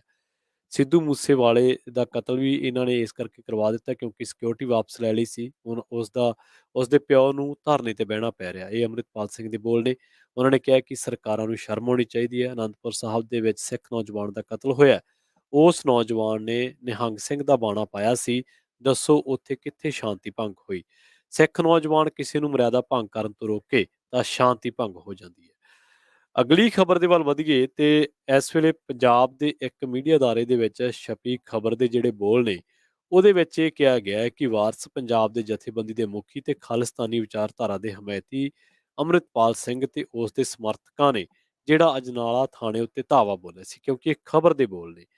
ਤਾਂ ਉਸ ਤੋਂ ਬਾਅਦ ਪੰਜਾਬ ਸਰਕਾਰ ਨੇ ਹੁਣ ਇਹਨਾਂ ਦੇ ਅਸਲਾ ਲਾਇਸੈਂਸ ਰੱਦ ਕਰਨ ਦੀ ਤਿਆਰੀ ਖਿੱਚ ਲਈ ਹੈ। ਅੰਮ੍ਰਿਤਪਾਲ ਅਤੇ ਉਸ ਦੀ ਸੁਰੱਖਿਆ ਗਾਰਡ ਦੇ ਵਿੱਚ ਸ਼ਾਮਲ 8 ਹਮਾਇਤੀਆਂ ਦੇ ਅਸਲਾ ਲਾਇਸੈਂਸਾਂ ਤੇ ਨਜ਼ਰਸਾਨੀ ਦੇ ਹੁਕਮ ਦਿੱਤੇ ਗਏ ਨੇ। ਦਿਲਚਸਪ ਤੱਥ ਇਹ ਹੈ ਕਿ ਇਹਨਾਂ ਦੇ ਵਿੱਚੋਂ 2 ਹਮਾਇਤੀ ਭਾਵੇਂ ਪੰਜਾਬ ਦੇ ਵਸਨੀਕ ਨੇ, ਪਰ ਉਹਨਾਂ ਅਸਲਾ ਲਾਇਸੈਂਸ ਜੰਮੂ ਕਸ਼ਮੀਰ ਤੋਂ ਲਏ ਨੇ। ਅੰਮ੍ਰਿਤਪਾਲ ਦੇ ਇੱਕ ਹੋਰ ਹਮਾਇਤੀ ਗੁਰਭੇਜ ਸਿੰਘ ਜਿਹੜੇ ਕਿ ਬਾਜਾਖਾਨਾ ਦੇ ਰਹਿਣ ਵਾਲੇ ਨੇ, ਉਹਨਾਂ ਦਾ ਲਾਇਸੈਂਸ 20 ਫਰਵਰੀ ਨੂੰ ਪਹਿਲਾਂ ਹੀ ਰੱਦ ਕੀਤਾ ਜਾ ਚੁੱਕਿਆ। ਉਹਦੇ ਕੋਲ 32 ਬੋਰ ਰਿਵਾਲਵਰ, 315 ਬੋਰ ਰਾਈਫਲ ਦਾ ਲਾਇਸੈਂਸ ਸੀ। ਅੰਮ੍ਰਿਤਪਾਲ ਦੇ 2 ਹੋਰ ਸਮਰਥਕ ਵਰਿੰਦਰ ਸਿੰਘ ਅਤੇ ਤਲਵਿੰਦਰ ਸਿੰਘ ਤਰਨਤਾਰਨ ਦੇ ਵਸਨੀਕ ਨੇ, ਪਰ ਉਹਨਾਂ ਨੂੰ ਅਸਲਾ ਲਾਇਸੈਂਸ ਕਿਸ਼ਤਵਾੜ ਅਤੇ ਜੰਮੂ ਤੋਂ ਜਾਰੀ ਕੀਤੇ ਗਏ ਨੇ। ਸਰਕਾਰ ਨੇ ਇਹਨਾਂ ਜ਼ਿਲ੍ਹਿਆਂ ਦੇ ਮੈਜਿਸਟ੍ਰੇਟਾਂ ਨੂੰ ਅਜਨਾਲਾ ਦੇ ਵਿੱਚ ਹੋਈ ਹਿੰਸਾ ਦੀ ਰੌਸ਼ਨੀ ਦੇ ਵਿੱਚ ਲਾਇਸੈਂਸਾਂ ਤੇ ਨਜ਼ਰਸਾਨੀ ਕਰਨ ਦੇ ਲਈ ਕਿਹਾ। ਇੱਥੇ ਜ਼ਿਕਰਯੋਗ ਹੈ ਕਿ ਅੰਮ੍ਰਿਤਪਾਲ ਸਿੰਘ ਤੇ ਉਹਦੇ ਸਮਰਥਕਾਂ ਤੇ ਪਿਛਲੇ ਦਿਨੀ ਅਜਨਾਲਾ ਥਾਣੇ ਦੇ ਵਿੱਚ ਬੰਦ ਆਪਣੇ ਇੱਕ ਸਾਥੀ ਦੀ ਰਿਹਾਈ ਨੂੰ ਲੈ ਕੇ ਥਾਣੇ ਤੇ ਧਾਵਾ ਬੋਲਿਆ ਗਿਆ ਸੀ। ਇਹ ਇਲਜ਼ਾਮ ਲੱਗਦੇ ਨੇ। ਹਾਲਾਂਕਿ ਜਿਹੜੇ ਸਿੱਖ ਆਈਡੀਓਲੋਜੀ ਦੇ ਵਿੱਚ ਜਿਹੜੇ ਫੋਲੋ ਕਰਦੇ ਨੇ ਜਾਂ ਅੰਮ੍ਰਿਤਪਾਲ ਸਿੰਘ ਦੇ ਸਮਰਥਕ ਨੇ, ਉਹਨਾਂ ਦਾ ਕਹਿਣਾ ਇਹ ਹੈ ਕਿ ਉਹਨਾਂ ਦਾ ਅੱਡ ਸਟਾਂਸ ਹੈ। ਉਹ ਕਹਿੰਦੇ ਨੇ ਕਿ ਗੁਰੂ ਗ੍ਰੰਥ ਸਾਹਿਬ ਦੀ ਅਗਵਾਈ ਦੇ ਵਿੱਚ ਜਾ ਕੇ ਧਰਨਾ ਲਾਉਣਾ ਗਲਤ ਨਹੀਂ ਹੈ, ਜਾਂ ਉਹਨਾਂ ਦਾ ਇਹ ਸਟਾਂਸ ਹੈ ਕਿ ਕਿਸੇ ਸਿੰਘ ਨੂੰ ਜਿਹਦੇ ਤੇ ਪੁਲਿਸ ਖੁਦ ਕਹਿ ਰਹੀ ਹੈ, ਮੰਨ ਰਹੀ ਹੈ ਕਿ ਅਸੀਂ ਗਲਤ ਪਰਚਾ ਦਿੱਤਾ ਸੀ, ਉਹਨੂੰ ਛਡਾਉਣਾ ਕਿੱਥੋਂ ਦਾ ਗੁਨਾਹ ਵਾ। ਸੋ ਇਹੋ ਜਿਹੇ ਪਰਚੇ ਤਾਂ ਪਹਿਲਾਂ ਵੀ ਬਥੇਰੇ ਹੋਏ ਨੇ। ਸੋ ਇਹ ਹੈ ਕਿ ਹੁਣ ਜਿਹੜੀ ਗੱਲ ਸੁਣਨ ਦੇ ਵਿੱਚ ਆ ਰਹੀ ਹੈ, ਉਹ ਇਹ ਹੈ ਕਿ ਹੋਰਨਾਂ ਜਿਹੜੇ ਸਮਰਥਕ ਨੇ ਨਾਲ, ਪਟਿਆਲਾ ਦਾ ਹਰਪ੍ਰੀਤ ਦੇਵਗਨ ਆ, ਉਹਦੇ ਕੋਲੇ 32 ਬੋਰ ਦਾ ਰਿਵਾਲਵਰ ਹੈ। 30 ਸਪਰਿੰਗਫੀਲਡ ਫੀਲਡ ਰਾਈਫਲ ਹੈ। ਕੋਟਕਪੂਰਾ ਦੇ ਰਾਮ ਸਿੰਘ ਬਰਾੜ ਕੋਲੇ 12 ਬੋਰ ਦੁਨਾਲੀ ਬੰਦੂਕ ਹੈ ਤੇ 32 ਬੋਰ ਰਿਵਾਲਵਰ ਹੈ। ਮੋਗਾ ਦੇ ਗੁਰਮੀਤ ਸਿੰਘ ਬੁੱਕਣਵਾਲਾ ਦੇ ਕੋਲ 32 ਬੋਰ ਦਾ ਰਿਵਾਲਵਰ ਹੈ। ਛਾਜਲੀ ਸੰਗਰੂਰ ਦੇ ਅਵਤਾਰ ਸਿੰਘ ਕੋਲ 12 ਬੋਰ ਦੁਨਾਲੀ ਬੰਦੂਕ ਹੈ। ਖਿਲਚੀ ਅੰਮ੍ਰਿਤਸਰ ਦੇ ਹਰਜੀਤ ਸਿੰਘ ਕੋਲ 12 ਬੋਰ ਦੁਨਾਲੀ ਬੰਦੂਕ ਹੈ। ਐਨਪੀ ਬੋਰ ਪਿਸਟਲ ਹੈ। ਅੰਮ੍ਰਿਤਸਰ ਦੇ ਬਲਜਿੰਦਰ ਸਿੰਘ ਕੋਲ ਦੁਨਾਲੀ ਬੰਦੂਕ ਹੈ ਤੇ 32 ਬੋਰ ਦਾ ਰਿਵਾਲਵਰ ਹੈ ਤੇ 315 ਬੋਰ ਦੀ ਰਾਈਫਲ ਜਿਹੜੀ ਆ ਉਹ ਸ਼ਾਮਲ ਹੈ। ਨਸ਼ਿਆਂ ਦੀ ਗੱਲ ਚੱਲਦੀ ਹੈ, ਪਰ ਬਹੁਤੀ ਵਾਰ ਗੁਜਰਾਤ ਨੂੰ ਇਸ ਪੂਰੇ ਪ੍ਰਕਰਨ ਦੇ ਵਿੱਚੋਂ, ਡਿਸਕੋਰਸ ਦੇ ਵਿੱਚੋਂ ਬਾਹਰ ਰੱਖਿਆ ਜਾਂਦਾ, ਤੇ ਪਰ ਇੱਕ ਵਾਰ ਫਿਰ ਤੋਂ ਭਾਰਤੀ ਜਿਹੜੇ ਤੱਟ ਰੱਖਿਅਕ ਨੇ, ਉਹਨਾਂ ਨੇ ਗੁਜਰਾਤ ਅੱਤਵਾਦ ਵਿਰੋਧੀ ਦਸਤੇ ATS ਦੇ ਨਾਲ ਇੱਕ ਸਾਂਝੇ ਆਪਰੇਸ਼ਨ ਦੇ ਤਹਿਤ ਗੁਜਰਾਤ ਨੇੜੇ ਅਰਬ ਸਾਗਰ ਦੇ ਵਿੱਚ ਇੱਕ ਈਰਾਨੀ ਕਿਸ਼ਤੀ ਦੇ ਵਿੱਚੋਂ 61 ਕਿਲੋ ਹੈਰੋਇਨ ਬਰਾਮਦ ਕੀਤੀ ਹੈ। ਕੌਮਾਂਤਰੀ ਬਾਜ਼ਾਰ ਦੇ ਵਿੱਚ ਇਸ ਦੀ ਕੀਮਤ 425 ਕਰੋੜ ਰੁਪਏ ਬਣਦੀ ਹੈ। ਕਿਸ਼ਤੀ ਦੇ ਵਿੱਚ ਚਾਲਕ ਦਲ ਦੇ 5 ਮੈਂਬਰ ਸਵਾਰ ਸਨ। ATS ਦੇ ਮੁਤਾਬਕ ਭਾਰਤੀ ਪਾਣੀਆਂ ਦੇ ਵਿੱਚ ਨਸ਼ੀਲੇ ਪਦਾਰਥਾਂ ਦੀ ਤਸਕਰੀ ਹੋਣ ਦੀ ਖੁਫੀਆ ਜਾਣਕਾਰੀ ਮਿਲੀ ਸੀ ਤੇ ਉਸ ਤੋਂ ਬਾਅਦ ਲਗਾਤਾਰ ਨਜ਼ਰ ਰੱਖੀ ਜਾ ਰਹੀ ਸੀ। ਓਖਾ ਬੰਦਰਗਾਹ ਤੋਂ ਥੋੜੀ ਦੂਰ ਇੱਕ ਈਰਾਨੀ ਕਿਸ਼ਤੀ ਸ਼ੱਕੀ ਗਤੀਵਿਧੀਆਂ ਕਰਦੀ ਨਜ਼ਰ ਆਈ ਸੀ। ਕਿਸ਼ਤੀ ਸ਼ੱਕੀ ਜਾਪਣ ਤੇ ਇਸ ਟੀਮ ਨੇ ਉਸ ਦਾ ਪਿੱਛਾ ਕੀਤਾ ਤੇ ਉਹਦੇ ਵਿੱਚੋਂ 61 ਕਿਲੋ ਹੈਰੋਇਨ ਬਰਾਮਦ ਕੀਤੀ ਗਈ। ਹੁਣ ਫੋਰੈਂਸਿਕ ਸਾਇੰਸ ਲੈਬ ਜਿਹੜੀ ਹੈ ਇਸ ਦੀ ਜਾਂਚ ਕਰੇਗੀ। ਤੇ ਇੱਥੇ ਇਹ ਵੀ ਦੱਸਦੇ ਚੱਲੀਏ ਕਿ ਗੁਜਰਾਤ ਦੀ ਹੀ ਇੱਕ ਪੋਰਟ ਤੋਂ ਇੰਡੀਆ ਦੀ ਹੁਣ ਤੱਕ ਸਭ ਤੋਂ ਵੱਡੀ ਹੈਰੋਇਨ ਦੀ ਖੇਪ ਬਰਾਮਦ ਹੋਈ ਪਈ ਹੈ। ਉਹਦਾ ਨਾਮ ਮੁੰਦਰਾ ਪੋਰਟ ਹੈ ਤੇ ਉਹ ਪੋਰਟ ਅਡਾਨੀ ਦੇ ਕੋਲ ਆ, ਪਰ ਭਾਰਤ ਦੇ ਮੀਡੀਆ ਦਾ ਘੱਟੋ ਘੱਟ 99% ਹਿੱਸਾ ਇਸ ਖਬਰ ਨੂੰ ਦਬਾਉਂਦਾ ਰਹਿ ਗਿਆ। ਇਸ ਖਬਰ ਨੂੰ ਜਿਹੜਾ ਉਹਨੇ ਪਰਦਾਪੋਸ਼ੀ ਕੀਤੀ, ਕੱਜਣ ਦੀ ਕੋਸ਼ਿਸ਼ ਕੀਤੀ। ਸਿਰਫ 1-2% ਮੀਡੀਆ ਨੇ ਇਹ ਖਬਰ ਸ਼ਾਇਆ ਕੀਤੀ, ਪਰ ਉਹਦੇ ਵਿੱਚੋਂ ਬਹੁਤੀਆਂ ਜਿਹੜੀਆਂ ਉਹ ਵੈਬਸਾਈਟਾਂ ਸੀ ਜਿਨ੍ਹਾਂ ਨੂੰ ਜਾਂ ਤਾਂ ਬੈਨ ਕੀਤਾ ਜਾਂਦਾ ਜਾਂ ਉਹਨਾਂ ਦਾ ਕਾਰਜ ਖੇਤਰ ਲਿਮਟਿਡ ਹੈ। ਇਸ਼ਤਿਹਾਰ ਤਾਂ ਉਹਨਾਂ ਨੂੰ ਦੇਣੇ ਕੀ ਹੈ ਸਰਕਾਰ ਨੇ, ਪਰ ਉਹ ਇਹ ਹੈ ਕਿ ਦਲੇਰਾਨਾ ਕੰਮ ਜਿਹੜਾ ਉਹ ਜਾਰੀ ਰੱਖਦੀਆਂ। ਇਹ ਨਹੀਂ ਹੈ ਕਿ ਸਾਰਾ ਕੁਛ ਹੀ ਲੋਕਾਂ ਨੇ ਜਿਹੜਾ ਉਹ ਮੰਨ ਲਈ ਅਧੀਨਗੀ। ਬਹੁਤੇ ਲੋਕ ਹੁੰਦੇ ਨੇ ਜਿਨ੍ਹਾਂ ਦੇ ਵਿੱਚ ਹਵਾਵਾਂ ਦੇ ਉਲਟ ਦੀਵਾ ਬਾਲਣ ਦੀ ਜ਼ਰੂਰਤ ਹੁੰਦੀ ਹੈ ਤੇ ਇਹਨਾਂ ਕੰਮਾਂ ਦੇ ਲਈ ਉਹਨਾਂ ਨੂੰ ਬਹੁਤ ਵਾਰ ਕੀਮਤ ਵੀ ਚੁਕਾਉਣੀ ਪੈਂਦੀ ਹੈ। ਬਹੁਤ ਲੋਕ ਨੇ ਜਿਹੜੇ ਸ਼ਾਇਦ ਅਸੀਂ ਉਹਨਾਂ ਨੂੰ ਜਾਣਦੇ ਵੀ ਨਹੀਂ, ਕਿਉਂਕਿ ਉਹਨਾਂ ਦੇ ਵਿੱਚੋਂ ਨਾ ਕੋਈ ਬਹੁਤੇ ਸੋਸ਼ਲ ਮੀਡੀਆ ਤੇ ਨੇ, ਨਾ ਕੋਈ ਬਹੁਤੇ ਆਪਣੇ ਆਪ ਨੂੰ ਪੇਸ਼ ਕਰਦੇ ਨੇ ਕਿ ਅਸੀਂ ਆਹ, ਅਸੀਂ ਫਲਾਂ। ਉਹ ਆਪਣਾ ਕੰਮ ਕਰਦੇ ਨੇ, ਕੰਮ ਕਰਕੇ ਨਿਕਲ ਜਾਂਦੇ ਨੇ। ਕੋਈ ਉਹਨਾਂ ਲੋਕਾਂ ਦੇ ਵਿੱਚ ਇਹ ਨਹੀਂ ਹੁੰਦਾ ਕਿ ਅਸੀਂ ਲੋਕਾਂ ਨੂੰ ਦੱਸਣਾ ਕਿ ਅਸੀਂ ਆਹ ਕਰ ਰਹੇ ਹਾਂ। ਹਜੇ ਵੀ ਬਥੇਰੇ ਪੱਤਰਕਾਰ ਨੇ। ਲੰਘੇ ਦਿਨੀ ਮਹਾਰਾਸ਼ਟਰ ਦੇ ਵਿੱਚ ਇੱਕ ਪੱਤਰਕਾਰ ਦਾ ਸਿਰਫ ਇਸ ਕਰਕੇ ਕਤਲ ਕਰ ਦਿੱਤਾ ਗਿਆ ਕਿਉਂਕਿ ਉੱਥੇ ਇੱਕ ਰਿਫਾਈਨਰੀ ਲੱਗਣ ਜਾ ਰਹੀ ਹੈ ਤੇ ਉਹ ਰਿਫਾਈਨਰੀ ਨੂੰ ਲੈ ਕੇ ਜਿਹੜੇ ਵਿਵਾਦ ਸੀ, ਸਿਰਫ ਉਹਨਾਂ ਤੇ ਰਿਪੋਰਟਿੰਗ ਕਰ ਰਿਹਾ ਸੀ। ਸੋ ਇੰਨੀ ਕੁ ਔਖੀ ਪੱਤਰਕਾਰਤਾ ਉੱਥੇ ਹੋਈ ਪਈ ਹੈ। ਪੰਜਾਬ ਦੇ ਵਿੱਚ ਸਾਬਕਾ ਕਾਂਗਰਸੀ MLA ਹਰਦਿਆਲ ਕੰਬੋਜ, ਉਹ ਸਿਰਫ ਇਸ ਕਰਕੇ ਉਹਨੂੰ ਭੱਜ ਨੱਠ ਕਰਨੀ ਪੈ ਰਹੀ ਹੈ ਕਿਉਂਕਿ ਇੱਕ ਪੱਤਰਕਾਰ ਨੇ ਖੁਦਕੁਸ਼ੀ ਮਾਮਲੇ ਦੇ ਵਿੱਚ ਉਸ ਦਾ ਨੋਟ ਦੇ ਵਿੱਚ ਨਾਂ ਲਿਖਿਆ। ਹੁਣ ਉਸ ਨੂੰ ਮਜਬੂਰ ਕਿਉਂ ਕੀਤਾ ਗਿਆ, ਕਾਰਨ ਕੀ ਰਹੇ, ਇਹ ਜਿਹੜਾ ਇਹ ਘੋਖਣ ਵਾਲੀ ਗੱਲ ਆ, ਜਾਂਚ ਦਾ ਵਿਸ਼ਾ ਹੈ। ਹਰਜੀਤ ਗਰੇਵਾਲ, ਜਿਹਦੀ ਸਪੀਡ ਚੈੱਕ ਕਰਦੇ ਰਹੇ ਕਿਸਾਨੀ ਅੰਦੋਲਨ ਵੇਲੇ, ਅਕਸਰ ਹੀ ਕਿਸਾਨ, ਉਹਨੇ ਇੱਕ ਪੱਤਰਕਾਰ ਨੂੰ ਸਿਰਫ ਇਸ ਕਰਕੇ ਗਾਲਾਂ ਕੱਢੀਆਂ ਕਿਉਂਕਿ ਉਸ ਪੱਤਰਕਾਰ ਨੇ ਉੱਥੇ ਇੱਕ ਬੀਬੀ ਹੈ ਰਾਜਪੁਰੇ ਦੇ ਵਿੱਚ, ਆਮ ਆਦਮੀ ਪਾਰਟੀ ਦੀ ਵਿਧਾਇਕਾ ਬੀਬੀ, ਉਹਦੀ ਇੰਟਰਵਿਊ ਕੀਤੀ ਸੀ ਤੇ ਉਸ ਇੰਟਰਵਿਊ ਦੇ ਵਿੱਚ ਬੀਬੀ ਨੇ ਜਵਾਬ ਦਿੱਤੇ ਸੀ ਹਰਜੀਤ ਗਰੇਵਾਲ ਨੇ ਜਿਹੜੇ ਦੋਸ਼ ਲਾਏ ਸੀ। ਹੁਣ ਦੇਖੋ ਕਿ ਦੋਸ਼ਾਂ ਦਾ ਜਵਾਬ ਦੇਣਾ ਵੀ ਗੁਨਾਹ ਵਾ, ਕਿਸੇ ਦੀ ਇੰਟਰਵਿਊ ਕਰਨਾ ਵੀ ਗੁਨਾਹ ਹੈ। ਜੇ ਤੁਹਾਨੂੰ ਲੱਗਦਾ ਕਿ ਇੰਟਰਵਿਊ ਕਰਨ ਵਾਲੇ ਬੰਦੇ ਨੇ ਪੱਖਪਾਤ ਕੀਤਾ ਤੇ ਤੁਸੀਂ ਕਹੋ ਵੀ ਭਾਈ ਤੂੰ ਮੇਰੀ ਇੰਟਰਵਿਊ ਲੈ, ਮੇਰਾ ਵਰਸ਼ਨ ਵਿੱਚ ਐਡ ਕਰ, ਇੱਥੋਂ ਹੀ ਤੱਕ ਗੱਲ, ਆਹੀ ਗੱਲ ਹੈ। ਪਰ ਉਹ ਹਰਜੀਤ ਗਰੇਵਾਲ ਜਿਹੜਾ ਅਕਸਰ ਤੁਹਾਨੂੰ ਹੁਣ ਪੰਥਕ ਮਸਲਿਆਂ ਤੇ ਵੀ ਬੋਲਦਾ ਦਿਖਾਈ ਦੇ ਦੇਣਗੇ, ਉਹਨਾਂ ਨੇ ਫਿਰ ਉਹ ਪੱਤਰਕਾਰ ਨੂੰ ਗਾਲਾਂ ਕੱਢੀਆਂ, ਉਹਦੇ ਨਾਲ ਬਦਕਲਾਮੀ ਕੀਤੀ ਤੇ ਉਹਨੂੰ ਮੰਦਾ ਚੰਗਾ ਬੋਲਿਆ। ਬਾਅਦ ਦੇ ਵਿੱਚ ਹਰਜੀਤ ਗਰੇਵਾਲ ਤੇ ਬਾਏ ਨੇਮ ਪਰਚਾ ਦਰਜ ਕੀਤਾ ਆਮ ਆਦਮੀ ਪਾਰਟੀ ਦੀ ਸਰਕਾਰ ਨੇ। ਗੱਲ ਕਰੀਏ ਮੌੜ ਮੰਡੀ ਬੰਬ ਧਮਾਕੇ ਦੀ। ਇੱਥੇ ਬੰਬ ਧਮਾਕਾ ਹੋਇਆ ਸੀ 31 ਜਨਵਰੀ 2017 ਨੂੰ। ਵਿਧਾਨ ਸਭਾ ਚੋਣਾਂ ਤੋਂ ਠੀਕ 3 ਦਿਨ ਪਹਿਲਾਂ ਇੱਕ ਚੋਣ ਜਲਸੇ ਦੇ ਵਿੱਚ ਇਹ ਬੰਬ ਧਮਾਕਾ ਹੋਇਆ ਸੀ ਤੇ ਹੁਣ ਇਸ ਮਾਮਲੇ ਦੇ ਵਿੱਚ ਇੰਟਰਪੋਲ ਨੇ ਰੈੱਡ ਨੋਟਿਸ ਜਾਰੀ ਕੀਤਾ ਹੈ। ਇੰਟਰਨੈਸ਼ਨਲ ਕ੍ਰਿਮੀਨਲ ਪੁਲਿਸ ਆਰਗੇਨਾਈਜੇਸ਼ਨ ਨੇ ਅਮਰੀਕ ਸਿੰਘ, ਗੁਰਤੇਜ ਸਿੰਘ ਤੇ ਅਵਤਾਰ ਸਿੰਘ ਬਾਰੇ ਨੋਟਿਸ ਜਾਰੀ ਕੀਤਾ ਹੈ ਤੇ ਇਹ ਤਿੰਨੇ ਜਿਹੜੇ ਮੁਲਜ਼ਮ ਨੇ ਉਹ ਕਥਿਤ ਤੌਰ ਤੇ ਡੇਰਾ ਸਿਰਸਾ ਦੇ ਨਾਲ ਸੰਬੰਧ ਦੱਸੇ ਜਾਂਦੇ ਨੇ। 6 ਸਾਲ ਪਹਿਲਾਂ ਦੀ ਗੱਲ ਹੈ ਜਦੋਂ ਕਾਂਗਰਸ ਪਾਰਟੀ ਦੇ ਉਮੀਦਵਾਰ ਹਰਮੰਦਰ ਸਿੰਘ ਜੱਸੀ ਵੱਲੋਂ ਬਠਿੰਡੇ ਜ਼ਿਲ੍ਹੇ ਦੇ ਕਸਬਾ ਮੌੜ ਮੰਡੀ ਦੀ ਟਰੱਕ ਯੂਨੀਅਨ ਨੇੜੇ ਆਪਣੀ ਇੱਕ ਜਨਤਕ ਮੀਟਿੰਗ ਕੀਤੀ ਜਾ ਰਹੀ ਸੀ। ਇਸ ਧਮਾਕੇ ਦੇ ਵਿੱਚ 5 ਬੱਚਿਆਂ ਸਣੇ 7 ਜਣਿਆਂ ਦੀ ਮੌਤ ਹੋਈ ਸੀ ਤੇ 20 ਤੋਂ ਵੱਧ ਲੋਕ ਜ਼ਖਮੀ ਹੋਏ ਸਨ। ਇੱਕ ਮਰੂਤੀ ਕਾਰ ਦੇ ਵਿੱਚ ਪ੍ਰੈਸ਼ਰ ਕੁੱਕਰ ਬੰਬ ਦੀ ਮਦਦ ਦੇ ਨਾਲ ਕੀਤਾ ਗਿਆ ਸੀ ਇਹ ਧਮਾਕਾ। ਤੇ ਇਸ ਮਾਮਲੇ ਦੀ ਜਾਂਚ ਲਈ ਪੰਜਾਬ ਤੇ ਹਰਿਆਣਾ ਹਾਈ ਕੋਰਟ ਦੇ ਨਿਰਦੇਸ਼ਾਂ ਤੋਂ ਬਾਅਦ ਪੰਜਾਬ ਪੁਲਿਸ ਵੱਲੋਂ ਇੱਕ ਸਪੈਸ਼ਲ ਇਨਵੈਸਟੀਗੇਸ਼ਨ ਟੀਮ ਦਾ ਗਠਨ ਵੀ ਹੋਇਆ ਸੀ। ਕਿਹਾ ਇਹ ਜਾ ਰਿਹਾ ਹੈ ਕਿ ਸਾਲ 2018 ਦੇ ਵਿੱਚ ਅਮਰੀਕ ਸਿੰਘ, ਗੁਰਤੇਜ ਸਿੰਘ ਤੇ ਅਵਤਾਰ ਸਿੰਘ, ਜਿਨ੍ਹਾਂ ਨੂੰ ਪੰਜਾਬ ਪੁਲਿਸ ਦੀ SIT ਨੇ ਆਪਣੀ ਜਾਂਚ ਦੇ ਵਿੱਚ ਮੁੱਖ ਸਾਜ਼ਿਸ਼ ਘਾੜਾ ਕਰਾਰ ਦਿੱਤਾ ਸੀ। ਸਾਲ 2018 ਦੇ ਵਿੱਚ ਤਲਵੰਡੀ ਸਾਬੋ ਦੀ ਅਦਾਲਤ ਨੇ ਇਹਨਾਂ ਨੂੰ ਭਗੌੜਾ ਕਰਾਰ ਦੇ ਦਿੱਤਾ। ਪੁਲਿਸ ਦੇ ਮੁਤਾਬਕ ਅਮਰੀਕ ਸਿੰਘ ਡੇਰਾ ਮੁਖੀ ਗੁਰਮੀਤ ਰਾਮ ਰਹੀਮ ਦੇ ਅਹਿਮ ਪੈਰੋਕਾਰਾਂ ਦੇ ਵਿੱਚੋਂ ਇੱਕ ਹੈ ਤੇ ਉਹ ਡੇਰਾ ਮੁਖੀ ਦੀ ਸੁਰੱਖਿਆ ਦੀ ਨਿਗਰਾਨੀ ਕਰਦਾ। ਇਹ ਜਾਂਚ ਦੇ ਵਿੱਚ ਜਾਂਚ ਟੀਮ ਨੇ ਗੱਲ ਇਹ ਕਹੀ ਸੀਗੀ।